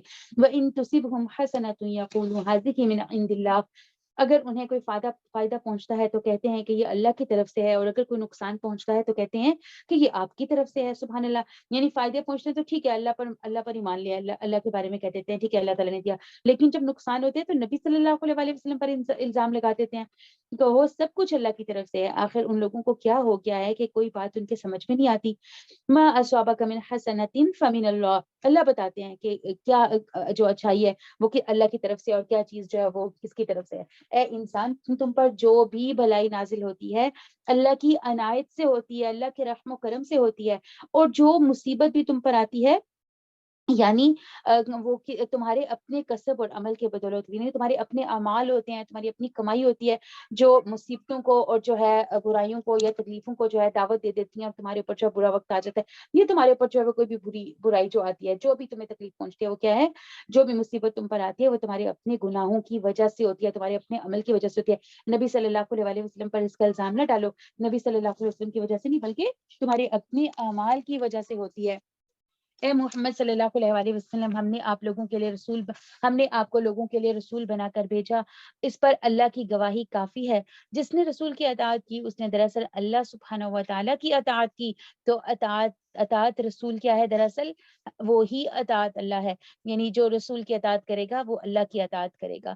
تو ایسا نہیں ہے، ہم ان دونوں کو کاٹ نہیں سکتے، الگ نہیں کر سکتے، یہ دونوں ساتھ ملی ہوئی چیزیں ہیں، اللہ کی اطاعت اور رسول کی اطاعت دونوں ہی ہمارے اوپر جو ہے وہ ضروری ہیں۔ سورہ ال عمران میں بھی ہم نے پڑھا اللہ سبحانہ و تعالیٰ کیا فرماتے ہیں، قل ان کنتم تحبون اللہ فاتبعونی یحببکم اللہ ویغفر لکم ذنوبکم، یعنی اگر اللہ کی محبت حاصل کرنا چاہتے ہو، اللہ سے محبت کرتے ہو تو میری اتباع کرو، اور اللہ سے، تو اس کا رزلٹ کیا ہوگا کہ اللہ تم سے محبت کرے گا، یعنی نبی صلی اللہ علیہ وسلم کی محبت، ان کی اطاعت میں اللہ سبحانہ و تعالیٰ نے اپنی محبت رکھ دی اور تمہارے گناہوں کو معاف کر دے گا۔ تو دیکھیں کبھی یہ نہیں سوچنا چاہیے کہ ٹھیک ہے یہ آیت ہے تو میں اس کو مانوں گی، میرے اوپر فرض ہوگی، لیکن یہ تو ایک حدیث ہی ہے نا، تو حدیث سے کیا ہوتا ہے، کون سا یہ فرض ہے، تو یہ حدیث ہے اس کو ماننا ضروری ہے؟ نہیں، ہمارے لیے دونوں کو ماننا ضروری ہے، اللہ کی آیات کو بھی اور نبی اکرم صلی اللہ علیہ وسلم کی سنتوں کو بھی انشاءاللہ۔ وَيَقُولُونَ اوکے ہم کیا دیکھ رہے ہیں، وَيَقُولُونَ طَاعَةٌ فَإِذَا بَرَزُوا مِنْ عِنْدِكَ بَيَّتَ طَائِفَةٌ مِّنْهُمْ غَيْرَ الَّذِي تَقُولُ، وہ منہ پر کہتے ہیں کہ ہم اطیع و فرما بردار ہیں، ہم بات مانیں گے، مگر جب تمہارے پاس سے نکلتے ہیں تو ان میں سے ایک گروہ راتوں کو جمع ہو کر تمہاری باتوں کے خلاف مشورے کرتا ہے۔ سبحان اللہ، یعنی نبی اکرم صلی اللہ علیہ وسلم کی جیسی عظیم ذات اور ان کے ساتھ منافقت کر رہے ہیں کہ منہ پر آ کر کہہ جاتے ہیں کہ ہم فرما بردار ہیں، بات مانیں گے، لیکن اس کے بعد کیا ہوتا ہے کہ جب الگ ہوتے ہیں تو نبی صلی اللہ علیہ وسلم کے خلاف ہی مشورے کرنے لگتے ہیں. سبحان اللہ. یہ منافقت دیکھیں ہمیشہ یعنی منافقت جو ہے یہ رہتی ہے کہیں نہ کہیں. اللہ کو جب بھی آپ خیر کا کام یا دین کا کام بھی کریں گے تو آپ کو سامنا ہوگا. بہت کم ایسے لوگ ملتے ہیں جو صحیح معنی میں مخلص ہوتے ہیں. منافقوں کو اس کے ساتھ ابھی بھی جو ہے وہ انسان کا واسطہ پڑتا ہے. تو ظاہری طور پر کہتے ہیں آپ کے ساتھ ہیں، لیکن جو ہی مجلس سے اٹھ کر جاتے ہیں تو جو ہے وہ خلاف مشورے کرنے لگتے ہیں. تو اللہ سبحانہ و تعالیٰ نبی صلی اللہ علیہ وسلم کو تسلی دینے کے لیے کیا یہ باتیں بتا رہے ہیں تاکہ نبی صلی اللہ علیہ وسلم اویئر ہوں، ان کو پتا ہو. اور ساتھ ہی اللہ سبحانہ و تعالیٰ پھر فوراً بتا دیتے ہیں کہ دیکھو یہ سب ہے لیکن تم نے اللہ سبحانہ و تعالیٰ پر ہی بھروسہ رکھنا ہے. کوئی انسان بھی جو پوری دنیا کو اپنے ساتھ ملا لے وہ آپ کے خلاف نقصان نہیں کر سکتا جب تک کہ اللہ سبحانہ و تعالیٰ نے آپ کے حق میں کوئی نقصان نہیں لکھا. اللہ ان کی یہ ساری سرگوشیاں لکھ رہا ہے، تم ان کی پرواہ نہ کرو. سبحان اللہ. فوراً ہی نبی اکرم صلی اللہ علیہ وسلم کو سارا کچھ بتاتے ہیں، اویئر کرتے ہیں، لیکن فوراً ہی کیا کہہ دیتے ہیں، تم ان کی پرواہ نہ کرو اور اللہ پر بھروسہ رکھو، وہی بھروسے کے لیے کافی ہے. تو بندہ مومن کے لیے کیا کام ہے، اسے کیا کرنا ہے، اسے اللہ رب العزت پر توکل رکھنا ہے اور اپنا کام کرتے رہنا ہے. تھکنا نہیں ہے، لوگوں کی باتوں کی لوگوں کی دی گئی اذیتوں کی پرواہ نہیں کرنی. اپنے کام کے اندر جو ہے وہ اپنے کام کو جاری و ساری رکھنا ہے. کیا یہ لوگ قرآن پر غور نہیں کرتے؟ اگر یہ اللہ کے سوا کسی اور کی طرف سے ہوتا تو اس میں بہت کچھ اختلاف بیانی پائی جاتی. یہ لوگ جہاں کوئی اطمینان بخش یا خوفناک خبر سن پاتے ہیں تو اسے لے کر پھیلا دیتے ہیں، یعنی افواہیں سنتے ہیں اور آگے سے آگے پھیلاتے جاتے ہیں.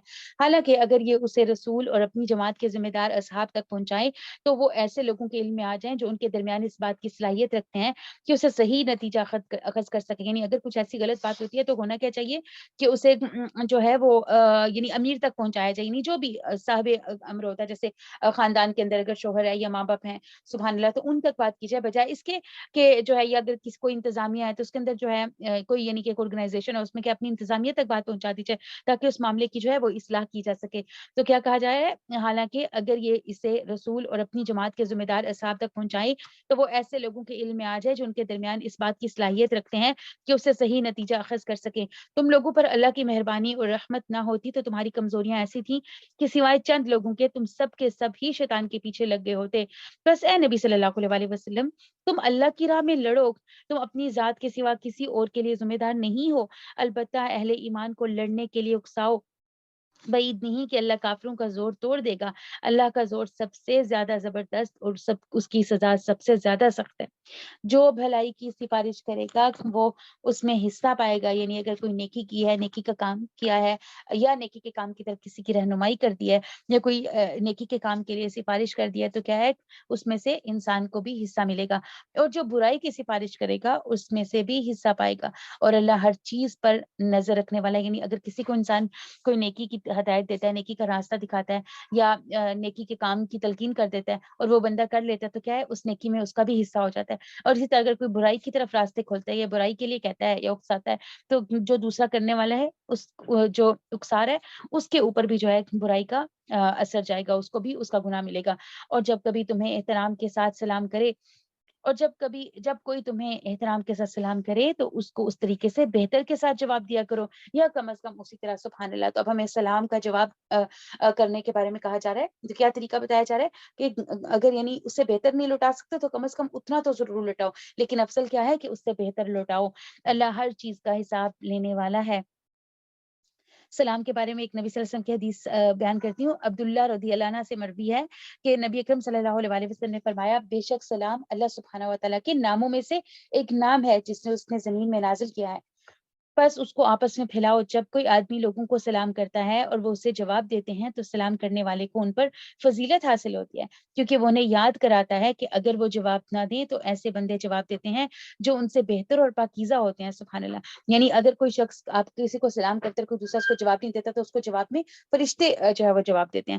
نبی صلی اللہ علیہ وسلم نے فرمایا، 3 شخص ایسے ہیں جن کا ضامن اللہ ہے.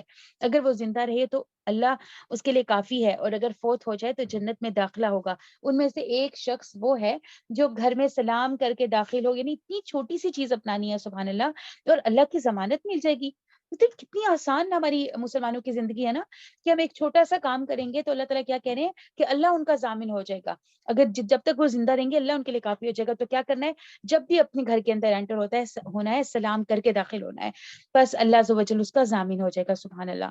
اللہ لا الہ الا هو لا یجمعنکم الی یوم القیامۃ لا ریب فیہ ومن اصدق من اللہ حدیثا.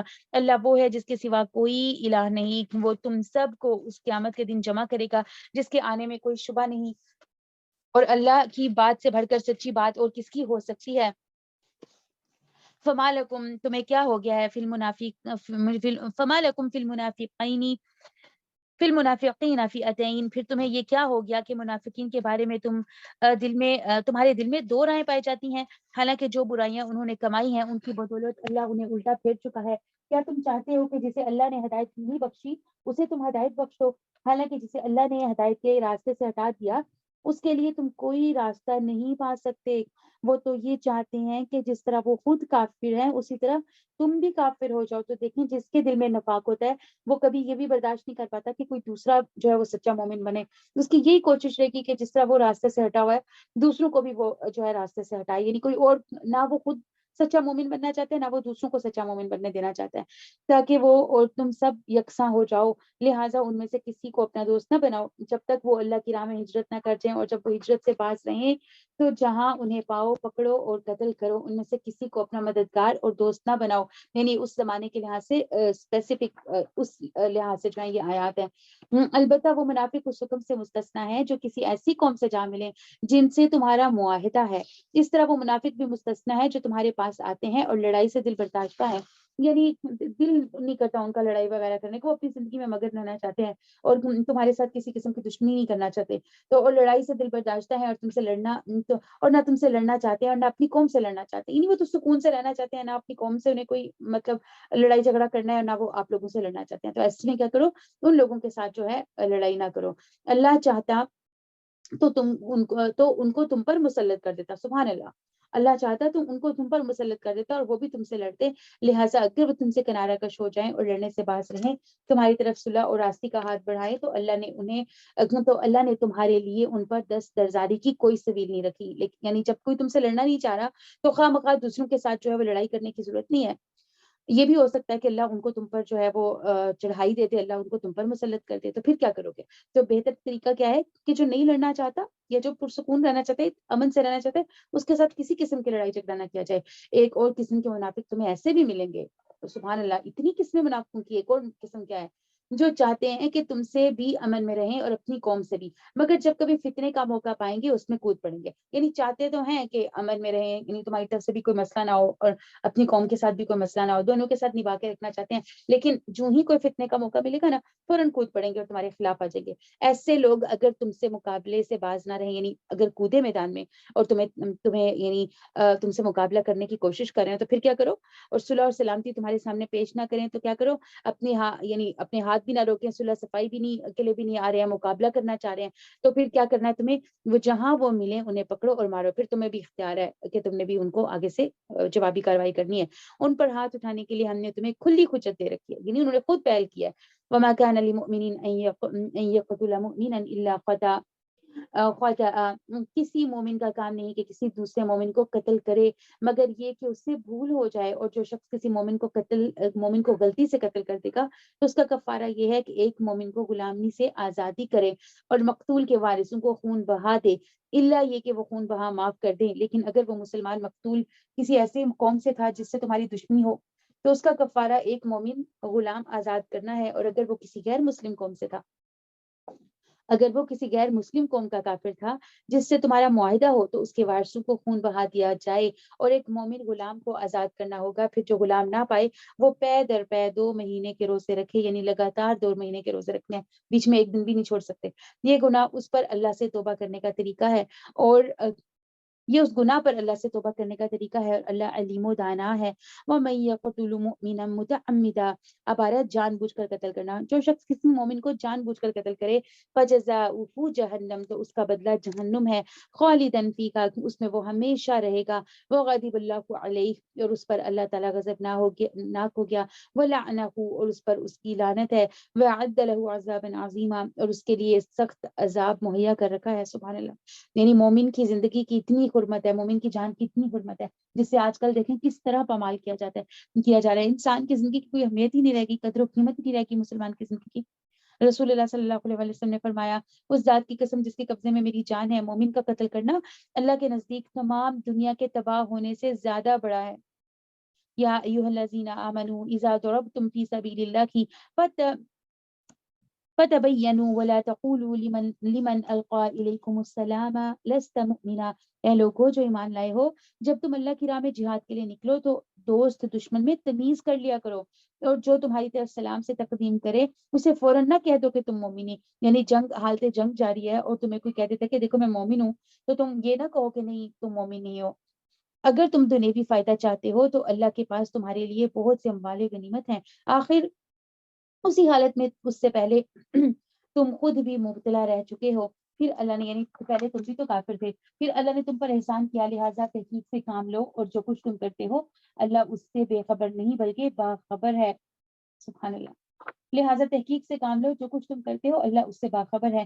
لا يستوي القاعدون من المؤمنین غیر اولی الضرر والمجاہدون فی سبیل اللہ باموالہم وانفسہم فضل اللہ المجاہدین باموالہم وانفسہم علی القاعدین درجہ، مسلمانوں میں سے وہ لوگ جو معذوری کے بغیر گھر بیٹھے رہتے، یعنی بالکل ٹھیک ہوتے ہیں، صحت تندرستی ہوتے ہیں، لیکن پھر بھی اللہ کے راستے پہ بلانے سے نکلتے نہیں ہیں، اور وہ جو اللہ کی راہ میں جان اور مال سے جہاد کرتے ہیں، دونوں کی حیثیت یکساں نہیں، دونوں برابر نہیں، یعنی کیسے دونوں برابر ہو سکتے ہیں؟ سبحان اللہ، ایک وہ ہے جو اپنی جان اور مال سب اللہ کے راستے میں لگا رہا ہے، اور ایک وہ ہے جو بس گھر میں بیٹھ کے باتیں کرتا رہتا ہے، کیسے دونوں برابر ہو سکتے ہیں؟ کبھی نہیں ہو سکتے۔ اللہ نے بیٹھنے والوں کی نسبت جان و مال سے جہاد کرنے والوں کا درجہ بڑا رکھا ہے، اگرچہ ہر ایک کے لیے اس نے بھلائی کا ہی وعدہ فرمایا ہے، مگر اس کے ہاں مجاہدوں کی خدمات کا معاوضہ بیٹھنے والوں سے بہت زیادہ ہے، ان کے لیے اللہ کی طرف سے بڑے درجات ہیں، اور مغفرت اور رحمت ہے، اور بڑا معاف کرنے والا اور رحم کرنے والا ہے اللہ۔ جو لوگ اپنے نفس پر ظلم کر رہے تھے، ان کی روحیں جب فرشتوں نے قبض کی، ان سے پوچھا کہ یہ تم کس حال میں مبتلا تھے؟ انہوں نے جواب دیا کہ ہم زمین میں کمزور اور مجبور تھے۔ فرشتوں نے کہا کہ کیا اللہ کی زمین وسیع نہ تھی کہ تم اس میں ہجرت کرتے؟ یہ وہ لوگ ہیں جن کا ٹھکانہ جہنم ہے، اور وہ بڑا ہی برا ٹھکانہ ہے۔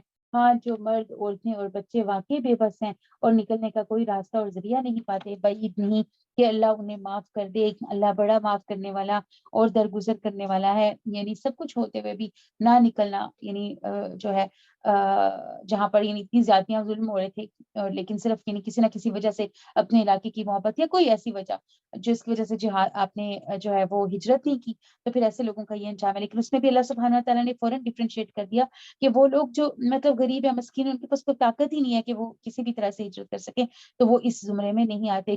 وَمَن يُهَاجِرْ فِي سَبِيلِ اللَّهِ يَجِدْ فِي الْأَرْضِ مُرَاغَمًا كَثِيرًا وَسَعًا، اور جو کوئی اللہ کی راہ میں ہجرت کرے گا وہ زمین میں پناہ لینے کے لیے بہت جگہ اور بسر اوقات کے لیے بڑی گنجائش پائے گا، اور جو لوگ اپنے گھر سے اللہ اور رسول کی طرف ہجرت کے لیے نکلے پھر راستے میں ہی انہیں موت آ جائے، اس کا اجر اللہ کے ذمے واجب ہو گیا، اللہ بہت بخشش فرمانے والا اور رحم کروانے والا ہے۔ سبحان اللہ۔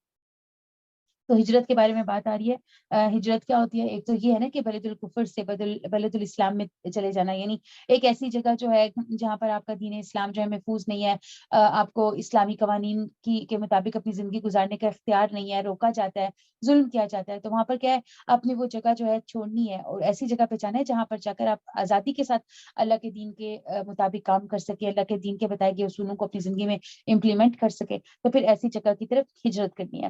اور دوسری ہجرتیں کیا ہیں؟ سبحان اللہ، ہجرت اور بھی تو ہے جو ہم پہلے بھی دیکھ چکے ہیں کہ یہ تو ایک بڑی یعنی کہ ہجرت ہے نا، لیکن ایک ہجرت کا اور معنی کیا ہے؟ یعنی کہ معنی کیا ہوتا ہے؟ چھوڑ دینا۔ کیا چھوڑ دینا؟ نافرمانی کے کام چھوڑ دینا۔ جو بھی نافرمانی کا کام، اللہ کو ناراض کرنے کا کام کرتے ہیں، اس کو چھوڑ دینا کیا ہے؟ ہجرت ہے۔ تو گناہوں کو چھوڑنا بھی پھر کیا ہوگا؟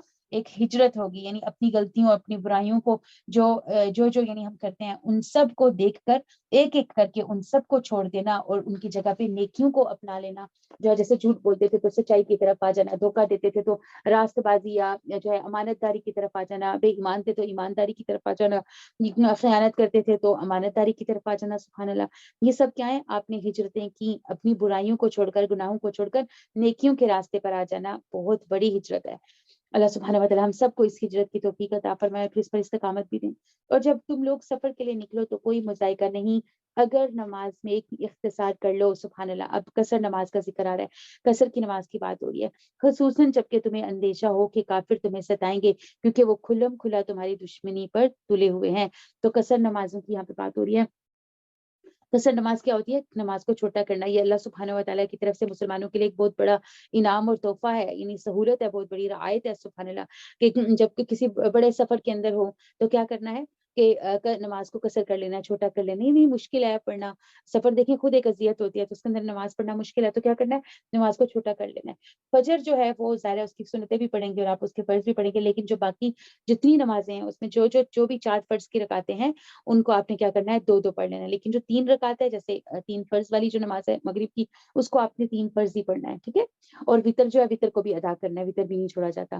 تو یہ سہولت جو ہے اللہ سبحانہ و تعالی نے یہ رعایت جو ہے وہ ہمیں دی ہے کہ اگر انسان اپنے شہر سے کسی دوسرے شہر کی طرف سفر کر رہا ہے تو اس دوران وہ کیا کرے گا؟ قصر نماز پڑھے گا انشاءاللہ. اور اے نبی صلی اللہ علیہ وسلم، جب تم مسلمانوں کے درمیان ہو اور حالت جنگ میں انہیں نماز پڑھانے کے لیے کھڑے ہو تو چاہیے ان میں سے ایک گروہ تمہارے ساتھ کھڑا ہو، اسلحہ لیے رہے، پھر جب وہ سجدہ کر لے تو پیچھے چلا جائے. سبحان اللہ. قصر نماز کی جو ہے وہ دے دی گئی ہے چھوٹ، لیکن سبحان اللہ نماز جنگ کے اندر بھی کیا بتایا جا رہا ہے کہ نماز نہیں چھوڑنی. قصر یعنی کہ کی رخصت عطا ہوگی، لیکن جو نماز ہے وہ کسی حالت میں معاف نہیں ہے، نماز نہیں چھوڑنی. جنگ کی حالت میں بھی سبحان اللہ جو ہے وہ بتایا جا رہا ہے نماز. اور یہ جو نماز کا طریقہ بتایا جا رہا ہے یہ کیا ہے؟ صلاۃ الخوف ہے. یہ صلاۃ الخوف کا طریقہ ہے، یعنی جب ایسی سچویشن ہو کہ دشمن آپ کے سر پر ہو اور ڈر ہو کہ اگر آپ نے نماز کی طرف گئے تو جو ہے کسی بھی وقت وہ حملہ کر سکتا ہے. تو صلاۃ الخوف یعنی خوف جنگوں کے موقع پر یا کسی اور خوف اور شدت کی جو کیفیت ہوتی ہے اس موقع پر آپ نے کیسے نماز ادا کرنی ہے، اس نماز کو کیا کہتے ہیں؟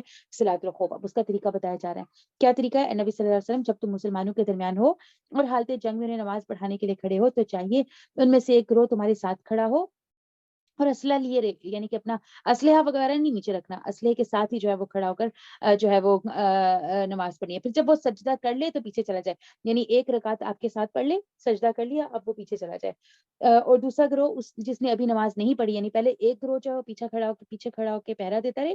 اب وہ گروہ جس نے جو پہرا دے رہا تھا، جس نے نماز نہیں پڑھی، اب وہ آگے آئے گا. اور دوسرا گروہ جس نے ابھی نماز نہیں پڑھی آ کر تمہارے ساتھ نماز پڑھے، اور وہ بھی چوکنا رہے، یعنی دھیان سے پڑھنی ہے نماز اور اپنا اسلحہ لیے رہے، کیونکہ کفار اس طاق میں ہے کہ تم اپنے ہتھیاروں اور اپنے سامان کی طرف سے ذرا غافل ہو، یعنی جو ہی غفلت برتو وہ فوراً یکبارگی میں تم پر ٹوٹ پڑے.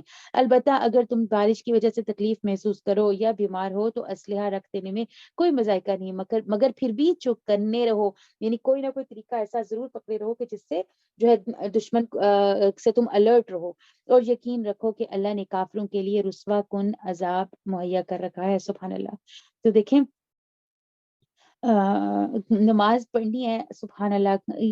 ہمیں کیا سکھایا گیا؟ نماز میں خوش ہونا چاہیے، یعنی ادھر ادھر ہاتھ وغیرہ نہیں ہلانے. لیکن دیکھیں سبحان اللہ کتنی مطلب دین کے اندر وسعت ہے کہ جب ایسے موقع ہیں، جیسے دیکھیں ایک خاتون ہے، بچہ پاس روئے جا رہا ہے، اب وہ نماز پڑھی ہے تو اس کو اللہ سبحانہ و تعالیٰ نے اجازت دی ہے کہ اپنے بچے کو اٹھا کر جو ہے وہ نماز ادا کر سکتی ہے. اگر جنگ ہے تو جنگ میں اجازت دی ہے کہ اسلحہ پہن کر بھی تم جو ہے وہ نماز ادا کر سکتے ہو. سبحان اللہ. اور یقین رکھو کہ اللہ نے کافروں کے لیے رسوا کن عذاب مہیا کر رکھا ہے. پھر جب نماز سے فارغ ہو جاؤ تو کھڑے اور بیٹھے اور لیٹے ہر حال میں اللہ کو یاد کرتے رہو. رب اجعلنی مقیم الصلاۃ ومن ذریتی رب اجعلنی مقیم الصلاۃ ومن ذریتی. اللہ ہمیں نماز کو قائم کرنے والا بنا، نمازوں کی حفاظت کرنے والا بنا. پھر جب نماز سے فارغ ہو جاؤ، یعنی نماز میں بھی اللہ کو یاد، اور اب جب نماز پڑھ لی تو کیا کرو؟ کھڑے اور بیٹھے اور لیٹے ہر حال میں اللہ کو یاد کرتے رہو. یعنی کوئی وقت ایسا نہ ہو جب تمہارا دل، تمہاری زبان جو ہے وہ اللہ سبحانہ و تعالیٰ کی یاد سے، اللہ کے ذکر سے غفلت برتے. وقعودن، اور بیٹھ کر، وعلی جنوبکم، اور اگر کسی وجہ سے تکلیف ہے یعنی زیادہ دیر بیٹھ نہیں سکتے تو کیا کرو؟ لیٹ کر. ہر حال میں کیا کرو؟ اللہ سبحانہ و تعالیٰ کے اذکار سے اپنی زبان کو تر رکھو. فَإِذَا اطْمَأَنْتُمْ فَأَقِیمُوا الصَّلَاةَ، اور جب اطمینان نصیب ہو جائے تو پوری نماز پڑھو. إِنَّ الصَّلَاةَ كَانَتْ عَلَى الْمُؤْمِنِينَ كِتَابًا مَوْقُوتًا، نماز در حقیقت ایسا فریضہ ہے جو پابندی وقت کے ساتھ اہل ایمان پر لازم کر دیا گیا ہے. سبحان اللہ. ایک شخص نے نبی صلی اللہ علیہ وسلم سے پوچھا کہ کون سا عمل سب سے افضل ہے؟ آپ صلی اللہ علیہ وسلم نے فرمایا وقت پر نماز پڑھنا، یعنی وقت کے اوپر جو نماز پڑھی جاتی ہے، نماز کو اس کے اولین وقت پر ادا کرنا، ٹائم کی پابندی کے ساتھ نماز قائم کرنا کیا ہے؟ سب سے افضل عمل ہے. اللہ سبحانہ و تعالیٰ ہمیں نمازوں کی حفاظت کرنے کی توفیق دے.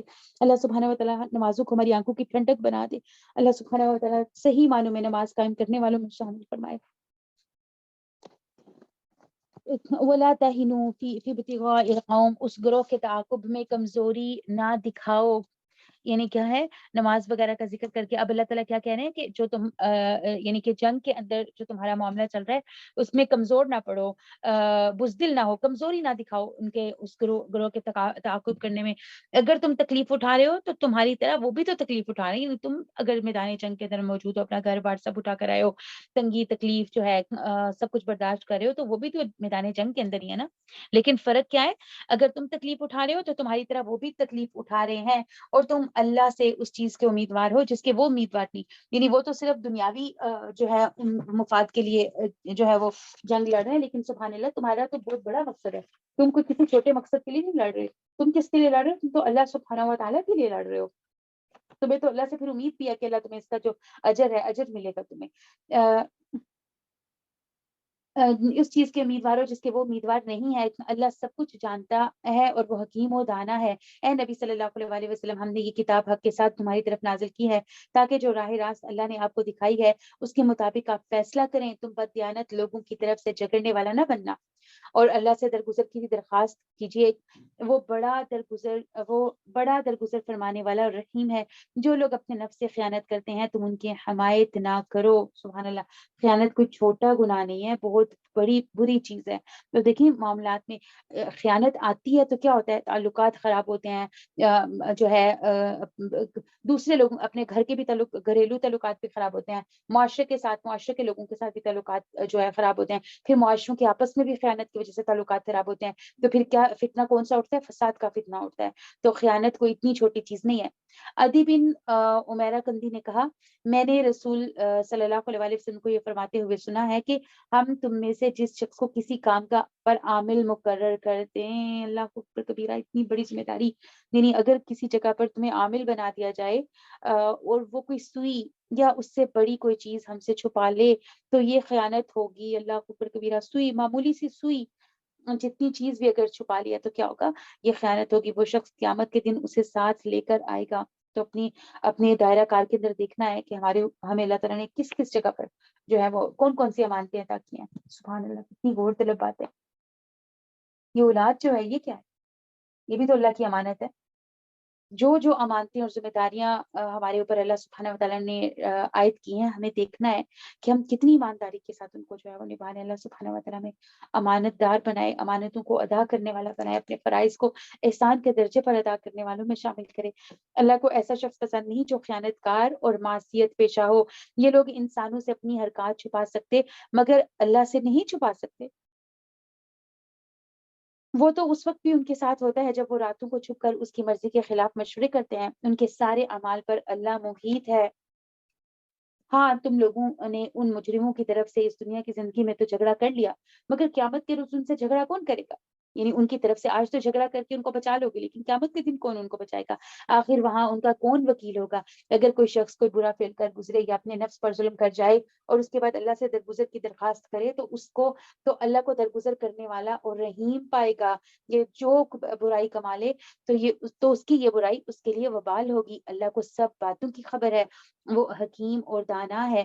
پھر جس نے کوئی خطا یا گناہ کر کے اس کا الزام کسی بے گناہ پر تھوپ دیا، اس نے تو بڑے بہتان اور صریح گناہ کا بار سمیٹ لیا.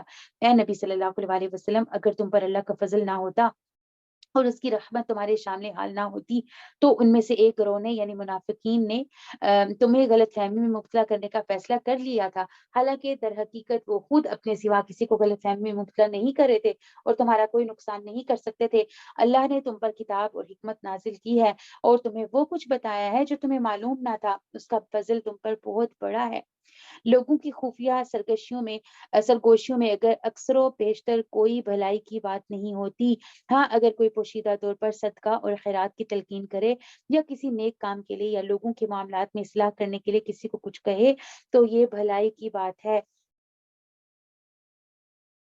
تو سبحان اللہ، یہاں پر دیکھیں کتنی خوبصورت ایک چیز اللہ سبحانہ و تعالیٰ ہمیں سکھانے ہیں کہ جو ہے سرگوشیاں جو ہیں ان کا طریقہ کار بتا رہے ہیں کہ کون سی سرگوشیاں جو ہیں، یعنی کہ سرگوشیوں کی ہمارے دین میں کیا جگہ ہے۔ لوگوں کی خفیہ سرگوشیوں میں اکثر و بیشتر کوئی بھلائی کی بات نہیں ہوتی، ہاں اگر کوئی پوشیدہ طور پر صدقہ اور خیرات کی تلقین کرے یا کسی نیک کام کے لیے یا لوگوں کے معاملات میں اصلاح کرنے کے لیے کسی کو کچھ کہے تو یہ بھلائی کی بات ہے۔ سبحان اللہ، یعنی اگر سرگوشی کرنی پڑ جائے تو کیسے کرنی ہے؟ آہستگی سے کرنی ہے۔ اگر یعنی کسی کو کوئی بات کسی سے کرنی ہے یا کوئی ایسی بات ہے جو کسی کی ذات سے متعلق ہے تو کیا کرنا چاہیے؟ آہستگی کے ساتھ کرنا چاہیے تاکہ دوسرے کی جو عزت نفس ہے وہ مجروح نہ ہو۔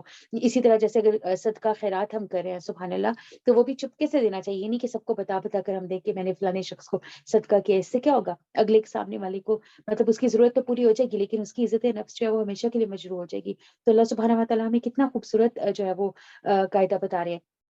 ہاں اگر پوشیدہ طور پر صدقہ اور خیرات کی تلقین کرے یا کسی نیک کام کے لیے یا لوگوں کے معاملات میں اصلاح کرنے کے لیے کسی کو کچھ کہے تو یہ بھلائی کی بات ہے، یعنی اس صورت میں سرگوشی جائز ہے۔ یہ یعنی اچھی چیز ہے کہ ایسے معاملات کو جو ہے وہ چھپا چھپا کر کیا جائے، اور جو کوئی اللہ کی رضا جوئی کے لیے ایسا کرے گا اسے ہم بڑا اجر عطا فرمائیں گے۔ مگر جو شخص رسول کی مخالفت پر سربستہ ہو اور اہل ایمان کی روش کے سوا کسی اور روش پر چلے، اس حال پر کہ اس پر راہ راست واضح ہو چکی ہو، تو اسے ہم اسی طرف چلائیں گے جدھر وہ خود پھر گیا، اور اسے جہنم میں جھونکیں گے جو بدترین جائے قرار ہے۔ سبحان اللہ، تو یعنی انسان جدھر کا رخ خود کرنا چاہتا ہے اللہ سبحانہ و تعالیٰ بھی کیا کرتے ہیں پھر اس کے لیے اس طرف کے راستے آسان کر دیتے ہیں۔ جیسے دیکھیں شرک کی کتنی یعنی اس سے یہ بات کتنی واضح سمجھ آتی ہے۔ بعضوں کا دیکھیں انسان اللہ سے دعا مانگنے میں مطلب اتنی جلدی ڈالتا ہے کہ یہ دعا تو بڑی دیر سے جا کر قبول ہوگی، تو شارٹ کٹس کیا یوز کرتا ہے؟ اسے لگتا ہے کہ فلانے یعنی جب معاشرے میں لوگ مشورے دیتے پھرتے ہیں نا کہ آپ فلانے بزرگ کی قبر پر جاؤ، دربار پر جاؤ، وہاں پر جا کر جو ہے وہ یہ چڑھاوا چڑھاؤ یا اتنی منت مانگو، تو کیا ہوگا کہ آپ کے لیے جو ہے آپ کو نرینہ اولاد سے نوازا جائے گا، اور بڑے بڑے لوگوں کو وہاں سے جو ہے ان بزرگ صاحب نے بڑے بڑے لوگوں کو جو ہے وہ اولاد دیا ہے، بیٹا دیا ہے، تو تم لوگ بھی جاؤ۔ تو پھر وہ بیچارہ جوڑا کیا کرتا ہے؟ چلا جاتا ہے وہاں پر، یعنی یہ سوچ کر کے چلے، ظاہر ہے جب ایک خواہش پوری نہیں ہو رہی تھی تو پھر انسان اتنا دب جاتا ہے اللہ سبحانہ و تعالیٰ ایسی سچویشن میں کبھی کسی کو نہ لائے، تو پھر کیا کرتے ہیں ہم لوگ وہاں پر جا کر جو ہے درباروں پر چڑھاوے چڑھا کر اور غلط جو ہے راستے کے اوپر چل پڑتے ہیں۔ تو پھر اللہ سبحانہ و تعالیٰ بھی ایسے لوگوں کے ساتھ کیا معاملہ کرتا ہے؟ یعنی جو اللہ سے جیسا گمان رکھتا ہے، جو جدھر جا کر جو حاصل کرنا چاہتا ہے، دیکھیں اولاد تو اس کے مقدر میں تھی ہی تھی جو اس کو ملنی تھی، سبحان اللہ وہ تو ملنی تھی۔ اب اس نے کیا کیا؟ اپنی طرف سے غلط طریقہ استعمال کرتے ہوئے اس دربار پر چلا گیا، وہ تو اس کو رب نے دینی ہی دینی تھی، اگر وہ نہ بھی جاتا تب بھی جب لکھی تھی وہ اس کو مل کے رہنی تھی، سبحان اللہ۔ لیکن اب اس کا عقیدہ کتنا بگڑ گیا کہ اسے یہ گمان ہونے لگا اور اس نے یہ یقین کر لیا کہ مجھے یہ چیز جو ہے یہ فلانے بزرگ کی بدولت ہی ملی ہے، سبحان اللہ۔ تو اللہ سبحانہ و تعالیٰ کیا کہتے ہیں کہ جدھر جو جانا چاہتے ہیں اللہ تعالیٰ اس کے لیے وہ راستہ جو ہے آسان کر دیتے ہیں۔ اللہ کے ہاں بس شرک ہی کی بخشش نہیں ہے، اس کے سوا اور سب کچھ معاف ہو سکتا ہے جسے وہ معاف کرنا چاہے، لیکن اب جو شرک کر لیا ہے اس کی معافی نہیں ہے۔ اس کی معافی کب ہے؟ جب تو خود یعنی توبہ استغفار کر کے اللہ سبحانہ و تعالیٰ کے ساتھ یعنی گڑ گڑا کر اپنی اصلاح کا معاملہ نہیں کیا، اللہ سبحانہ و تعالیٰ کی طرف رجوع نہ کی، ادروائز جو ہے وہ شرک کسی صورت معاف نہیں ہے۔ جس نے اللہ کے ساتھ کسی کو شریک ٹھہرایا تو وہ بہت دور کی گمراہی میں نکل گیا۔ وہ اللہ کو چھوڑ کر دیویوں کو معبود بناتے ہیں، اور وہ اس باغی شیطان کو معبود بناتے ہیں جس کو اللہ نے لعنت زدہ کیا ہے۔ وہ اس شیطان کی اطاعت کر رہے ہیں جس نے اللہ سے کہا تھا کہ میں تیرے بندوں میں سے ایک حصہ مقرر لے کر رہوں گا، یعنی دعویٰ کیا تھا، اس نے چیلنج کیا تھا، میں انہیں بہکاؤں گا، میں انہیں آرزوؤں میں الجھاؤں گا، میں انہیں حکم کروں گا اور وہ میرے حکم سے جانوروں کے کان پھاڑیں گے، اور میں انہیں حکم کروں گا اور وہ اللہ کی تخلیق میں رد و بدل کریں گے۔ جس نے اللہ کی بجائے اس شیطان کو اپنا ولی اور سرپرست بنا لیا وہ صریح گمراہ ہو گیا، صریح نقصان میں پڑ گیا، سبحان اللہ۔ تو دیکھیے اس کا چیلنج ہے، اور اگر ہم غور کریں اپنے معاشرے میں آج تو یہ تمام چیلنجز ورزش کی حیثیت دیکھیں ہمیں کتنی آسانی سے بھٹکا لیتے ہیں نا. اور لوگ کس طرح سب سے بڑی جو چیز ہے جس سے انسان شیطان کے ہاتھوں کا کھلونا بنتا ہے وہ آرزویں ہیں، یعنی خواہشیں ہیں، جو خواہش نفس کے پیچھے ہمیں لگاتا ہے. لمبی لمبی آرزویں انسان پالتا ہے، میں یہ کروں گا، ایسا ہوگا، ویسا ہوگا. لمبی لمبی آرزویں جو ہیں وہ انسان کو ان چیزوں میں ڈالتا ہے، الجھا دیتا ہے. اور پھر کیا ہوتا ہے، انہیں چیزوں کے اندر الجھا ہوا انسان نہ اپنے دین کا خیال رکھ پاتا ہے، نہ اپنے ایمان کا خیال رکھ پاتا ہے، اور بس ان آرزوؤں کے پیچھے جو ہے ان کو ہی اپنا الہ بنا لیتا ہے. جیسے ہم نے پیچھے بھی دیکھا کہ یعنی سب سے برا انسان کون ہے، آگے بھی ہم دیکھیں گے انشاءاللہ قرآن میں، جس نے اپنی خواہش نفس کو اپنا الہ بنا لیا. سبحان اللہ. اللہ ہمیں ایسے لوگوں میں شامل نہ کریں. تو شیطان کا سب سے بڑا ہتھیار پھر کہاں چلتا ہے، ہماری آرزوؤں پر چلتا ہے. یعنی ایسی ایسی آرزویں ہمارے دل کے اندر ڈالتا ہے کہ اور پھر ان کے اندر ہمیں ایسا مگن کر دیتا ہے کہ ہمیں اپنے دین ایمان کی جو ہے وہ ہوش نہیں رہتی ہے. تو کیا اس نے دیکھے صاف اللہ تعالیٰ ہمیں بتا رہے ہیں، اس نے چیلنج کر کے یہ بولا تھا، میں انہیں بہکاؤں گا، میں انہیں آرزوؤں میں الجھاؤں گا، میں انہیں حکم دوں گا اور میرے حکم سے جانوروں کے کان پھاڑ دیں گے. یعنی شرک کرتے ہیں جو لوگ، جانوروں کے کان جو ہیں یا جسم کے کچھ اعضاء جو ہیں ان کے اوپر نشانی کے طور پر کاٹ کر انہیں اپنے بتوں یا جو بھی ان کے خدا ہیں، وہ خدا بنا رکھے ہیں ان لوگوں نے، ان کے نام پر وقف کر دیتے ہیں، چھوڑ دیتے ہیں کھلے ان کو، ان سے کوئی کام کاج نہیں لیتے.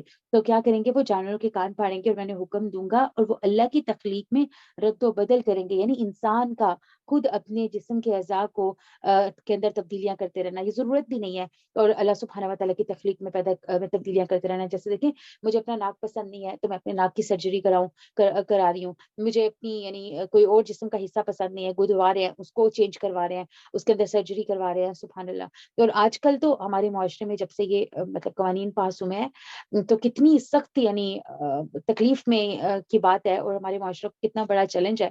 ارد گرد دنیا میں جہاں دیکھیں وہ کتنا عام ہو گیا نا کہ اگر آپ کو اپنے آپ کا جینڈر پسند نہیں ہے، اللہ اکبر، اگر جو جینڈر آپ کو اللہ نے دیا ہے آپ کو لگتا ہے کہ آپ اس جسم میں انفٹ ہو، آپ اس کے اندر جو یعنی مس فٹ ہو، ایک طرح سے آپ کو وہ سوٹ نہیں کرتا وہ جسم، آپ کے اندر کوالٹیز بوائز والی آپ کو محسوس ہوتی ہیں، اور جسم آپ کا لڑکیوں والا ہے، تو آپ کو پریشان ہونے کی ضرورت نہیں ہے. آپ جاؤ، آپ کا یہ رائٹ ہے، بنیادی رائٹ ہے، اور جا کر اپنے اندر تبدیلی کرا لو. اب یہ کون یہ باتیں کہتا ہے، سبحان اللہ، یہ شیطان ان کے دلوں کے اندر ڈالتے ہیں نا کہ آپ کا یہ رائٹ ہے، آپ جا کر اپنی تبدیلی کرا لیتے ہیں. اور کتنے لوگ ہیں دیکھیں جو اس وجہ سے جا کر پھر اپنے جسم کو تبدیل کرواتے رہتے ہیں. اللہ کو اوپر. تو کیا ہے، جو بلا ضرورت یعنی کہ جو اس طرح کے کاموں میں پڑے گا وہ دراصل کیا کر رہا ہے، شیطان کے چیلنج میں شیطان کو کامیاب کر رہا ہے اور شیطان کی جو ہے وہ بات مان رہا ہے. تو اللہ سبحانہ و تعالیٰ کہتے ہیں جس نے اللہ کے بجائے اس شیطان کو اپنا ولی و سرپرست بنا لیا وہ صریح نقصان میں پڑ گیا. وہ ان لوگوں سے وعدے کرتا ہے اور انہیں امیدیں دلاتا ہے، مگر اس کے سارے وعدے سوائے فریب کے اور کچھ نہیں ہے. ان لوگوں کا ٹھکانہ جہنم ہے جس سے خلاصی کی کوئی صورت نہ پائیں گے. رہے وہ لوگ جو ایمان لے آئیں اور نیک عمل کریں تو انہیں ہم ایسے باغوں میں داخل کریں گے جن کے نیچے نہریں بہتی ہوں گی، اور وہاں وہ ہمیشہ ہمیشہ رہیں گے. یہ اللہ کا سچا وعدہ ہے، اور اللہ سے پڑھ کر کون اپنی بات میں سچا ہوگا. انجام کار نہ تمہاری آرزوؤں پر موقوف ہے نہ اہل کتاب کی آرزوؤں پر. جو بھی برائی کرے گا اس کا پھل پائے گا، اور اللہ کے مقابلے میں اپنے لیے کوئی خامی و مددگار نہ پا سکے گا. وَمَن يَعْمَلْ مِنَ الصَّالِحَاتِ مِن ذَكَرٍ أَوْ أُنثَىٰ وَهُوَ مُؤْمِنٌ فَأُولَٰئِكَ يَدْخُلُونَ الْجَنَّةَ وَلَا يُظْلَمُونَ نَقِيرًا. اور جو کوئی نیک عمل کرے گا، خواہ مرد ہو یا عورت، بشرط یہ کہ وہ مومن ہو، ایسے ہی لوگ جنت میں داخل ہوں گے اور ان کی ذرہ برابر حق تلفی نہ ہونے پائے گی. اس شخص سے بہتر اور کس کا طریقہ زندگی ہو سکتا ہے جس نے اللہ کے آگے سر تسلیم خم کر دیا ہو اور اپنا رویہ نیک رکھا ہو اور یکسو ہو کر ابراہیم علیہ السلام کے طریقے کی پیروی کی، اس ابراہیم علیہ السلام کے طریقے کی جس سے اللہ نے اپنا دوست بنا لیا تھا. سبحان اللہ. تو کتنی خوبصورت چیز ہے. یعنی کرنے کا کام کیا ہے، اپنے دین کو اپنے رب کے لیے، اپنے اللہ سبحانہ و تعالیٰ کے لیے خالص کرنا ہے، اور ہر طرف سے یعنی توجہ کو ہٹا کر اپنی توجہ کو اپنے رب کے اوپر جو ہے اپنے رب کی ذات پر جو ہے وہ مرکوز کر دینی ہے. اپنے تمام اعمال کے اندر اخلاص پیدا کرنا ہے. ان کا جو مرکز ہے وہ کس کے لیے ہونے چاہیے، صرف اور صرف اللہ رب العزت کی ذات ہونی چاہیے. آسمانوں اور زمین میں جو کچھ ہے اللہ کا ہے، اور اللہ ہر چیز پر محیط ہے. وَيَسْتَفْتُونَكَ فِي النِّسَاءِ قُلِ اللَّهُ يُفْتِيكُمْ فِيهِنَّ. لوگ تم سے عورتوں کے بارے میں فتویٰ پوچھتے ہیں، کہو اللہ تمہیں ان کے بارے میں فتویٰ دیتا ہے، اور ساتھ ہی وہ احکام بھی یاد دلاتا ہے جو پہلے سے تم کو اس کتاب میں سنائے جا رہے ہیں. یعنی وہ احکام جو ان یتیم عورتوں سے، لڑکیوں سے متعلق ہیں، جن کے حق تم ادا نہیں کرتے اور جن کے نکاح کرنے سے تم باز رہتے ہو، یا لالچ کی بنا پر تم خود ان سے نکاح کر لینا چاہتے ہو. اور وہ احکام جو ان بچوں کے متعلق ہیں جو بیچارے کوئی زور نہیں رکھتے، اللہ تمہیں ہدایت کرتا ہے کہ یتیموں کے ساتھ انصاف پر قائم رہو، اور جو بھلائی تم کرو گے وہ اللہ کے علم سے چھپی نہ رہ سکے گی۔ وَإِنِ امْرَأَةٌ خَافَتْ مِنْ بَعْلِهَا نُشُوزًا أَوْ إِعْرَاضًا فَلَا جُنَاحَ عَلَيْهِمَا أَنْ يُصْلِحَا بَيْنَكُمَا صُلْحًا وَالصُّلْحُ خَيْرٌ وَأُحْضِرَتِ الْأَنفُسُ الشُّحَّ۔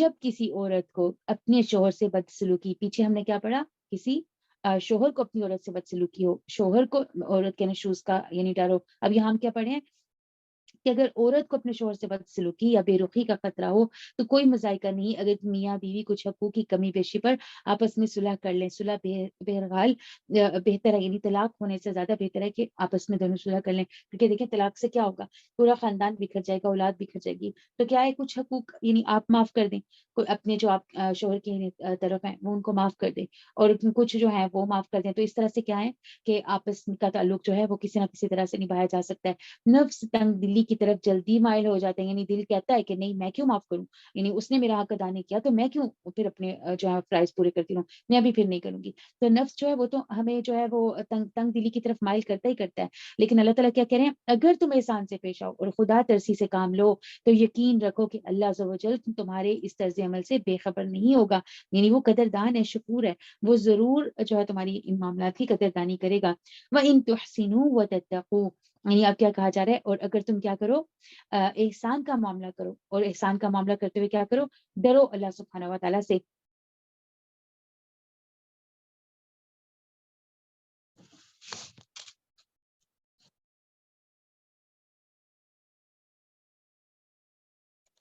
تو اللہ سبحانہ و تعالیٰ کیا کہہ رہے ہیں، وَإِن تُحْسِنُوا وَتَتَّقُوا فَإِنَّ اللَّهَ كَانَ بِمَا تَعْمَلُونَ خَبِيرًا، یعنی اگر تم اچھا سلوک کرو، یعنی دل کی تنگی کے باوجود اگر تم کیا کرو، اچھا سلوک کرو، احسان کا معاملہ کرو اور پرہیزگاری کرو، یعنی اللہ سبحانہ و تعالیٰ سے ڈرتے رہو، تو کیا ہوگا، تو تم جو کچھ بھی کر رہے ہو اللہ اس پر پوری طرح سے خبردار ہے۔ سبحان اللہ۔ بیویوں کے درمیان پورا عدل کرنا تمہارے بس میں نہیں، ولن تستطیعوا ان تعدلوا بین النساء، یعنی اگر ایک سے زیادہ عورتیں بیویاں ہیں تو اللہ تعالیٰ پہلے ہی جانتے ہیں کہ تمہارے بس میں ہی نہیں ہے، یعنی اتنا آسان نہیں ہے کہ تم دونوں بیویوں کے درمیان جو ہے عدل کر سکو۔ تم سے تم سے یہ تو کبھی بھی نہ ہو سکے گا کہ تم اپنی تمام بیویوں میں ہر طرح سے عدل کرو، گو تم اس کی کتنی ہی خواہش و کوشش کر لو، اس لیے بالکل ہی ایک طرف مائل ہو کر دوسری کو لٹکتی ہوئی نہ چھوڑو، اور اگر تم اصلاح کر لو اور تقوی اختیار کرو تو بے شک اللہ بڑی مغفرت والا اور رحم کرنے والا ہے۔ سبحان اللہ۔ تو کیا کہا جا رہا ہے کہ اللہ سبحانہ و تعالیٰ کو پہلے سے ہی پتا ہے کہ انسان جو ہے اپنی بیویوں کے معاملات میں جو ہے وہ عدل نہیں کر سکے گا، ظاہر ہے ایک کی طرف جو ہے میلان زیادہ محسوس ہوگا، دل جو ہے وہ زیادہ جھکے گا۔ تو اللہ سبحانہ و تعالیٰ اس میں ہمیں کیا بتا رہے ہیں، بیویوں کے درمیان پورا عدل کرنا تمہارے بس میں نہیں، چاہو بھی تو اس پر تم قادر نہیں ہو سکتے، لہٰذا کیا کرو، کرنے کا طریقہ کیا ہے کہ ایک بیوی کی طرف نہ جھک جاؤ کہ دوسری کو لٹکتا ہوا چھوڑو۔ اگر تم اپنا طرز عمل درست رکھو اور اللہ سے ڈرتے رہو تو اللہ چشم پوشی کرنے والا اور رحم فرمانے والا ہے، یعنی تم نے کیا کرنا ہے، انصاف کرنے کی پوری کوشش کرنی ہے، لیکن اتنی کوشش کے باوجود بھی اگر جو ہے وہ انصاف نہ ہو پائے تو کیا کرنا ہے، پھر کیا کہا جا رہا ہے کہ پھر اللہ سبحانہ و تعالیٰ پر بھروسہ توکل رکھو کہ وہ یعنی کہ معاف کرنے والا ہے، لیکن اپنی طرف سے پہلے کیا کرنا ہے، پوری کوشش کرنی ہے کہ دونوں کے درمیان جو ہے انصاف کیا جائے۔ اب ہمارے معاشرے میں دیکھیں لوگ دوسری شادی تو کرنے میں بڑی جلدی کرتے ہیں، لیکن پہلی والی کے ساتھ کتنی ناانصافیاں اور زیادتیاں کی جاتی ہیں۔ اللہ سبحانہ و تعالیٰ ہمیں اپنے حقوق و فرائض کا بہترین طریقے سے جو ہے ادراک عطا کرے، سمجھ عطا کرے، ان کو نبھانے کی توفیق عطا فرمائے۔ لیکن اگر زوجین ایک دوسرے سے الگ ہو ہی جائیں تو اللہ اپنی وسیع قدرت سے ہر ایک کو دوسرے کی محتاجی سے بے نیاز کر دے گا، نہیں ایسا نہیں ہے کہ اب آپ کا گزارا ان کے بغیر ہونا ہی نہیں ہے، گزارا تو اللہ سبحانہ و تعالیٰ کرواتے ہیں۔ تو اگر الگ ہو جائیں، یعنی اب کوئی سچویشن نہیں ہے نا، تو ظلم کرنے سے بہتر ہے، یا جو ہے انسان اب اسی چیز میں روتا رہے ساری زندگی کہ میرے ساتھ یہ ہو گیا یا میرے ساتھ ناانصافی ہو رہی ہے یا ایسا ہو رہا ہے، تو اس سے بہتر الگ ہو جاؤ کہ یعنی نہ عبادات کی ہوش ہے، نہ کوئی اور نیکی کے کاموں کی ہوش ہے، بس انسان اپنی زندگی، اپنا اولاد کی ہوش ہے، کس ہر معاملات سے جو ہے وہ پیچھے ہٹ کر اور صرف بس جو ہے سیلف پٹی کا شکار ہو جائے، تو اس سے بہتر ہے کہ الگ ہو جاؤ۔ اگر الگ ہو جاتے ہو تو پھر اللہ پر بھروسہ رکھو اللہ سبحانہ و تعالیٰ محتاجی سے تمہیں بے نیاز کر دے گا، یعنی تمہیں دوسرے پر ڈیپینڈنٹ نہیں رہنے دے گا۔ تو اللہ کا دامن بہت کشادہ اور وہ دانا اور بینا ہے۔ آسمانوں اور زمین میں جو کچھ ہے سب اللہ کا ہی ہے۔ تم سے پہلے ہم نے جنہیں کتابیں دی تھیں، جنہیں کتاب دی تھی انہیں بھی یہی ہدایت کی تھی، اور اب تمہیں بھی یہی ہدایت کرتے ہیں کہ اللہ سے ڈرتے ہوئے کام کرو، لیکن اگر تم نہیں مانتے تو نہ مانو۔ آسمان و زمین کی ساری چیزوں کا مالک اللہ ہی ہے، اور وہ بے نیاز ہر تعریف کا مستحق ہے۔ ہاں، اللہ ہی مالک ہے ان سب چیزوں کا جو آسمانوں میں ہے اور جو زمین میں ہے، اور کارسازی کے لیے بس وہی کافی ہے۔ اگر وہ چاہے تم لوگوں کو ہٹا کر تمہاری جگہ دوسروں کو لے آئے، اور وہ اس پر پوری قدرت رکھتا ہے۔ سبحان اللہ۔ من کان یرید ثواب الدنیا فعند اللہ ثواب الدنیا والآخرہ وکان اللہ سمیعا بصیرا۔ جو شخص محض ثواب دنیا کا طالب ہو، اسے معلوم ہونا چاہیے کہ اللہ کے پاس ثواب دنیا بھی ہے اور ثواب آخرت بھی، اور اللہ سمیع و بصیر ہے۔ سبحان اللہ۔ تو ہمیں مسلمانوں کو کیا حکم ہے کہ وہ دنیا بھی چاہے اللہ سبحانہ وتعالیٰ سے، اور آخرت بھی، یعنی دونوں مانگے۔ ربنا آتنا فی الدنیا حسنۃ وفی الآخرۃ حسنۃ وقنا عذاب النار۔ یعنی اللہ کو کیا کمی ہے؟ تو پھر اتنی قلیل جس کا یعنی جو بس ختم ہو جانے والی ہے، اس کے اوپر اکتفا کیوں کرے؟ ہم صرف اتنا مانگ کر ہی کافی کیوں ہو جائے؟ اللہ تو بے نیاز ہے، اس سے دنیا بھی مانگنی چاہیے بہترین، اور آخرت بھی بہترین ہی مانگنی چاہیے۔ یا ایھا الذین آمنوا يا أيها الذين آمنوا كونوا قوامين بالقسط شهداء لله ولو على أنفسكم أو الوالدين والأقربين۔ اے لوگو جو ایمان لائے ہو، انصاف کے علمبردار بن کر رہو، انصاف کے علمبردار اور اللہ واسطے کے گواہ بنو، اگرچہ تمہارے انصاف اور تمہاری گواہی کی زد خود تمہاری اپنی ذات، یعنی جب فیصلہ کرنے کا وقت آئے تو ہمیشہ انصاف کرو، چاہے اس کی ضد میں تمہاری اپنی ذات آئے یا تمہارے والدین یا رشتہ دار ہی کیوں نہ آتے ہوں۔ سبحان اللہ۔ یعنی اگر ان کے خلاف بھی فیصلہ کرنا پڑے، انصاف تم کر رہے ہو، انصاف کا فیصلہ اگر ان کے خلاف بھی جا رہا ہے تو بھی کیا ہے؟ انصاف ہی کرو۔ فریق معاملہ کا مالدار ہو یا غریب ہو، یعنی ان رشتوں کے علاوہ اگر تمہارا واسطہ کبھی ایسا ہو کہ جو ہے فیصلہ کر رہے ہو اور فیصلہ مالدار شخص کے خلاف جا رہا ہے، تو اس کے مال سے انسپائر ہو کر یا اس کے انفلوئنس میں آ کے جو ہے فیصلہ غلط نہ کرو۔ تمہیں اس سے کوئی غرض نہیں چاہیے کہ تمہارے سامنے فیصلہ کرتے وقت ایک امیر آدمی ہے یا غریب، تم نے انصاف کا فیصلہ ہی کرنا ہے۔ اللہ تم سے زیادہ ان کا خیر خواہ ہے، لہٰذا اپنی خواہش نفسی کی پیروی میں عدل سے باز نہ رہو، یعنی یہ نہ ہو کہ خواہش نفس کے پیچھے لگ کر عدل چھوڑ دو اور ناانصافی کر بیٹھو۔ اور اگر تم نے لگی لپٹی بات کہی یا سچائی سے پہلو بچایا تو جان رکھو جو کچھ تم کرتے ہو اللہ کو اس کی خبر ہے۔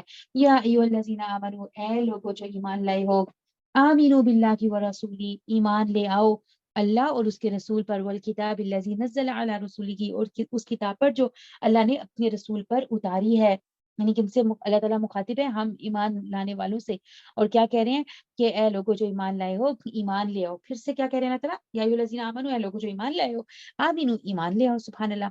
یعنی کہ صحیح معنوں میں ایمان لاؤ، صرف زبانی کلامی ایمان نہ لاؤ۔ کس چیز پر ایمان لاؤ؟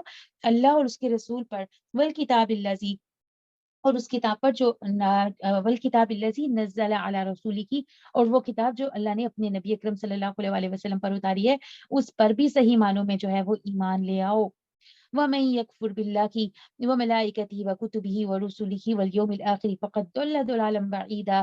تو جس نے اللہ اور اس کے ملائکہ اور اس کی کتابوں اور اس کے رسولوں اور روز آخرت سے کفر کیا، وہ گمراہی میں بھٹک کر بہت دور نکل گیا۔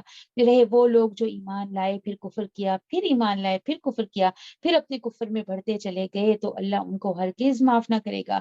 یعنی بے شک ہمیں جو ہے ہمیشہ جب بھی غلطی ہو اس پر توبہ کرنے کا کہا گیا، لیکن دیکھیں یہ ایمان اور کفر کی بات ہے کہ سبحان اللہ بار بار یعنی ایمان کو مذاق بنا رکھا ہے۔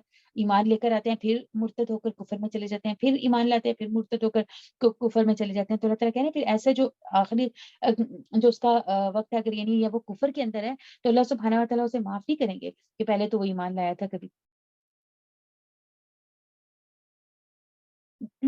بشر المنافقین بان لکم عذابا الیما، بشارت دے دو منافقوں کو کہ ان کے لیے دردناک عذاب ہے۔ الذین یتخذون الکافرین اولیاء، جو کافروں کو اپنا دوست بناتے ہیں، یعنی جو کافروں کو اپنا دوست بناتے ہیں ان کو منافق آ جا رہا ہے۔ من دون المؤمنین، مومنوں کو چھوڑ کر، ایبتغون عندکم العزہ، کیا وہ ان کے پاس عزت چاہتے ہیں، عزت تلاش کرتے ہیں؟ فإن العزة للہ جميعا، تو خبردار ہو جاؤ، جان لو بے شک عزت تو ساری کی ساری اللہ سبحانہ و تعالیٰ ہی کی ہے۔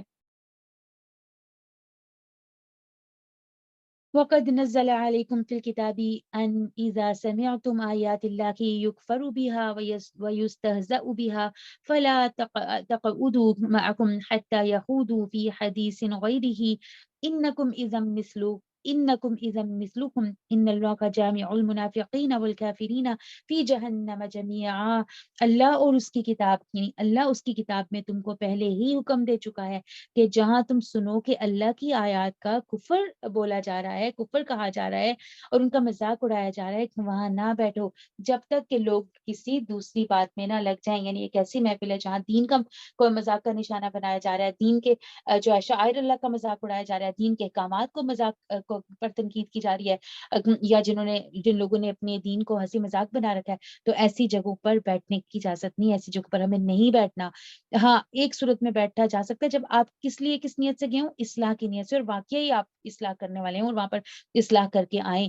ادروائز کیا ہے، ایسی محفلوں میں بیٹھنے کی اجازت نہیں۔ ہاں، جب وہ اپنی بات سے پلٹ آئیں یا بات بدل دیں یا کچھ اور ہونے لگے تو پھر کیا ہے، واپس آ کر ان کے بیچ میں بیٹھا جا سکتا ہے۔ تو اگر تم ایسا کرتے ہو تو تم انہی کی طرح ہو جاؤ گے۔ یقین جانو کہ اللہ منافقوں اور کافروں کو جہنم میں ایک جگہ جمع کرنے والا ہے۔ یہ منافق تمہارے معاملے میں انتظار کر رہے ہیں کہ اونٹ کس کروٹ بیٹھتا ہے۔ اگر اللہ کی طرف سے فتح تمہاری ہوئی تو آ کر کہیں گے کہ کیا ہم تمہارے ساتھ نہ تھے۔ اگر کافروں کا پلہ بھاری رہا تو ان سے کہیں گے کہ ہم تمہارے خلاف لڑنے پر قادر نہ تھے اور پھر بھی ہم نے تمہیں مسلمانوں سے بچا لیا۔ بس اللہ ہی تمہارے اور ان کے درمیان قیامت کے دن فیصلہ کرے گا، اور اس فیصلے میں اللہ نے کافروں کے لیے مسلمانوں پر غالب آنے کی ہرگز کوئی سبیل نہیں رکھی۔ ان المنافقین یخادعون اللہ وهو خادعهم، بے شک منافق اللہ کو دھوکہ دے رہے ہیں اور وہ ان کو دھوکہ دینے والا ہے، یعنی خود اصل میں اس دھوکے کی ضد میں ہے۔ وَإِذَا قَامُوا إِلَى الصَّلَاةِ قَامُوا كُسَالَىٰ، اور منافقوں کی نماز کیسی ہوتی ہے، جب یہ منافق یعنی جب یہ نماز کے لیے کھڑے ہوتے ہیں تو سستی کے مارے کھڑے ہوتے ہیں۔ یُرَاءُونَ النَّاسَ، لوگوں کو دکھاتے ہیں، دکھاوا کرتے ہیں۔ وَلَا يَذْكُرُونَ اللَّهَ إِلَّا قَلِيلًا، اور اللہ کا ذکر نہیں کرتے مگر بہت تھوڑا۔ تو ہمیں اپنی نمازوں کو دیکھنا ہے، ان کو چیک کرنا ہے، جج کرنا ہے کہ ہماری نمازیں کیسی ہیں۔ سبحان اللہ، ایسا تو نہیں کہ ہم بھی جو ہے وہ بیٹھے رہتے ہیں اور ایک دم جب سورج غروب ہونے لگتا ہے تو اللہ اکبر تو جا کر 2 ٹھونگے مار لیتے ہیں۔ رب اجعلنی مقیم الصلاۃ ومن ذریتی، اللہ تعالیٰ نماز قائم کرنے والوں میں شامل فرما اور نماز پورے آداب، ارکان، شرائط کے ساتھ ادا کرنے والا بنا۔ ایسی نماز پڑھنے کی توفیق عطا فرما جو نبی اکرم صلی اللہ علیہ وسلم جیسی ہو، نبی صلی اللہ علیہ وسلم جیسی نماز پڑھا کرتے تھے۔ عبداللہ فرماتے ہیں کہ ہم دیکھتے ہیں کہ سوائے منافق کے نماز کے سے پیچھے کوئی بھی نہیں رہتا، جس کا نفاق ظاہر ہو یا وہ بیمار ہو۔ اگر بیمار ہوتا تو بھی 2 آدمی کے سہارے چلتا ہوا نماز پڑھنے کے لیے آ جاتا۔ یعنی اب ان کے زمانے میں، صحابہ کے زمانے میں کیا ہوتا تھا کہ ہر کوئی نماز کے لیے دوڑتا تھا۔ اگر کوئی بیمار ہوتا تھا وہ بھی جو ہے پیچھے تو تھوڑا رہتا تھا لیکن کیا ہے، نماز کے اندر پہنچتا تھا۔ یعنی 2 لوگ جو نماز میں پیچھے آتے تھے، ایک منافق اور دوسرا بیمار۔ تو جو بیمار ہے وہ تو یعنی وہ کیا ہوتا تھا، تھوڑا لیٹ تو چلے پہنچتا تھا لیکن اس کی بیماری اس کی وجہ ہوتی تھی، اور وہ بھی کیا کرتا تھا، پہنچتا ضرور تھا، چاہے کسی کے سہارے جو ہے سہارا لے کر اسے پہنچنا پڑتا تھا۔ لیکن جو منافق ہے یعنی جس کا نفاق ظاہر ہو گیا ہوتا ہے، یا یعنی وہ کیا کرتا تھا کہ لیٹ آتا تھا نماز کے اندر، لیٹ پہنچتا تھا اپنے نفاق کی وجہ سے۔ سبحان اللہ۔ تو ہمیں دیکھنا ہے کہ ہم بھی کہیں نمازوں میں بہت دیری تو نہیں کرتے، تاخیر تو نہیں کرتے۔ مذبذبین بین ذالک، اب یہ منافق کیا ہے، کیا معاملہ ہے ان کا، کنفیوزڈ پرسنالٹیز ہیں، کفر اور ایمان کے درمیان ڈاواں ڈول ہیں، نہ پورے اس طرف ہیں نہ پورے اس طرف۔ جسے اللہ نے بھٹکا دیا ہو اس کے لیے تم کوئی راستہ نہیں پا سکتے، نہ پورے اس طرف ہے نہ پورے اس طرف ہیں۔ جس سے اللہ نے بھٹکا دیا اس کے لیے تم کوئی راستہ نہیں پا سکتے۔ یا ایھا الذین آمنو، اے لوگوں جو ایمان لائے، کو مومنوں کو چھوڑ کر کافروں کو اپنا دوست نہ بناؤ۔ کیا تم چاہتے ہو کہ اللہ کو اپنے خلاف صریح حجت دے دو؟ یقین جانو کہ منافق جہنم کے سب سے نچلے گڑھے میں ہوں گے۔ اللہ اکبر۔ اللہم لا تجعلنا منهم، اللہم طہر قلبی من النفاق وعملی من الریاء ولسانی من الکذب۔ حضرت عمر رضی اللہ عنہ کے بارے میں آتا ہے کہ یعنی اتنے جلیل القدر صحابی، سبحان اللہ سبحان اللہ، ان کو بھی جو ہے اپنے نفاق کا ڈر رہتا تھا کہ کہیں میں بھی تو نہیں منافق ہو گیا۔ نبی صلی اللہ علیہ وسلم نے اپنے زمانے میں جو ہے حذیفہ بن یمان رضی اللہ عنہ ایک صحابی تھے، ان کو مدینہ کے اندر جتنے منافق تھے ان سب کے نام لکھوائے تھے، یعنی ایک لسٹ بنوائی تھی کہ جو اللہ سبحانہ وتعالی نے نبی صلی اللہ علیہ وسلم کو بتایا تھا، اور پھر نبی صلی اللہ علیہ وسلم نے وہ لسٹ جو ہے حضرت حذیفہ بن یمان کے ذریعے جو ہے وہ تیار کرائی تھی۔ تو حضرت عمر رضی اللہ عنہ جو ہے واسطے دے دے کر یعنی اتنا حضرت حذیفہ کو یعنی جسے کہتے ہیں نا ترلے منت کر کر کے پوچھا کرتے تھے، سبحان سبحان اللہ کہ کہیں ان منافقین کے اندر میرا نام تو نہیں ہے، مجھے بس اتنا بتا دو کہ میرا نام ہے کہ نہیں اس لسٹ میں. لیکن جو ہے سبحان اللہ اتنی عظیم الشان پرسنالٹی اور اتنا ایمان کا مطلب اتنا زبردست لیول سبحان اللہ. حضرت ابوبکر صدیق کے بعد جو ہے انہی کا نام ہے نا سبحان اللہ. تو اتنا ایمان کا اسٹرانگ لیول اور اتنی قربانیاں جو ہیں وہ دین کے لیے دی گئی اور پھر بھی اپنے نفاق کا ڈر ہے. اور ایک ہم ہے کہ اتنے بڑے گناہ کرتے ہیں اور پھر بھی دوسروں کو منافق کہتے پھرتے ہیں کہ فلانا بھی منافق ہے، فلانا بھی منافق ہے، لیکن کبھی اپنے گریبان میں جھانک کر نہیں دیکھتے کہ کہیں ہمارے اندر بھی تو نفاق نہیں ہے. تو نبی اکرم صلی اللہ علیہ وسلم جب یہ دعا اپنے یعنی مانگا کرتے تھے کہ اللہم طہر قلبی من نفاقی، کہ اے اللہ میرے دل کو نفاق منافقت سے پاک کر دے، نفاق سے پاک کر دے. تو ہمیں بھی پھر کیا سیکھنے کی ضرورت ہے کہ منافقت ہمارے اندر بھی آ سکتی ہے، ہو سکتا ہے ہمارے اندر بھی ہو. تو کیا کرنا ہے، اپنے دل کو جھنجھوڑنا ہے اور اللہ تعالیٰ سے دعا کرنی ہے کہ اللہ تعالیٰ ہمیں ہر طرح کے نفاق سے پاک کر دے، ہر طرح کی منافقت سے ہمارے دلوں کو پاک کر دے. اے لوگوں جو ایمان لائے ہو، مومنوں کو چھوڑ کر کافروں کو اپنا دوست نہ بناؤ. کیا تم چاہتے ہو کہ اللہ کو اپنے خلاف صریح حجت دے دو؟ یقین جانو کہ منافق جہنم کے سب سے نچلے گھڑے میں ہوں گے اور تم کسی کو ان کا مددگار نہ پاؤ گے. البتہ جو ان میں سے توبہ کر لیں اور اپنے طرز عمل کی اصلاح کر لیں تو اور اللہ کا دامن تھام لیں اور اپنے دین کو اللہ سبحانہ و تعالیٰ کے لیے خالص کر دیں، ایسے لوگ مومنوں کے ساتھ ہیں اور مومنوں کو ضرور اجر عظیم عطا کرے گا، اور اللہ ضرور مومنوں کو اجر عظیم عطا کرے گا. آخر اللہ کو کیا پڑی ہے کہ تمہیں خواہ سزا دے، اگر تم شکر گزار بنے رہو، ایمان کی روش پر چلو. اللہ بڑا قدردان ہے اور سب کے حال سے واقف ہے سبحان اللہ. اللہ سبحانہ و تعالیٰ کو کیا چاہیے، کیا اللہ سبحانہ و تعالیٰ کو ضرورت پڑی ہے کہ وہ خواہ کسی کو جو ہے وہ عذاب دیتا رہے یا سزا دیتا رہے. آخر اللہ کو کیا پڑی ہے کہ تمہیں خواہ سزا دے، اگر تم شکر گزار بندے بنے رہو اور ایمان کی روش پر چلو تو اللہ بڑا قدردان ہے اور اللہ سب کے حال سے واقف ہے. مکان اللہ شاکرا علیما سبحان اللہ، یعنی قدردان بھی ہے اور علیم بھی ہے سبحان اللہ. تو اپنی جو ہے اپنی دل پر کام کرنا ہے انشاءاللہ عز و جل، اللہ سے دعائیں بھی کرنی ہے. اللہ سبحانہ و تعالیٰ ہر طرح کی منافقت اور ہر طرح کی ریاکاری، ہر طرح کی برائی، ہر طرح کے شرک سے ہمارے دلوں کو پاک کرے. اللہ سبحانہ و تعالیٰ ہمارے دل میں توحید کی روشنی سے، اللہ سبحانہ و تعالیٰ ہمارے دلوں کو توحید سے منور کر دے، توحید کی روشنی سے منور کر دے، ہر طرح کا نفاق اور ہر طرح کی برائیوں سے ہمارے دل کو پاک صاف کر دے. آمین الہ آمین. وآخر دعوانا ان الحمد للہ رب العالمین. سبحانک اللہم وبحمدک اشہد ان لا الہ الا انت استغفرک واتوب الیک. السلام علیکم ورحمۃ اللہ وبرکاتہ.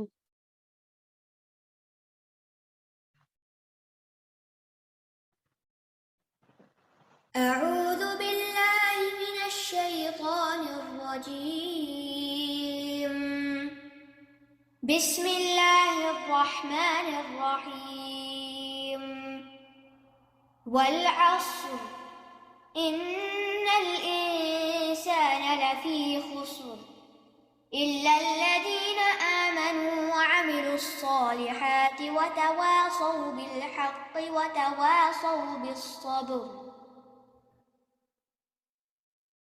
يا حامل القرآن قد خصك الرحمن بالفضل والتيجان والروح والريحان يا دائم الترتيل للذكر والتنزيل. بشراك يوم رحيل ستفوز بالغفران يا قارئ الآيات في الجمع والخلوات. تزهو بك السماوات وتنتشي الأكوان يا حامل القرآن، يا حامل القرآن، يا حامل القرآن.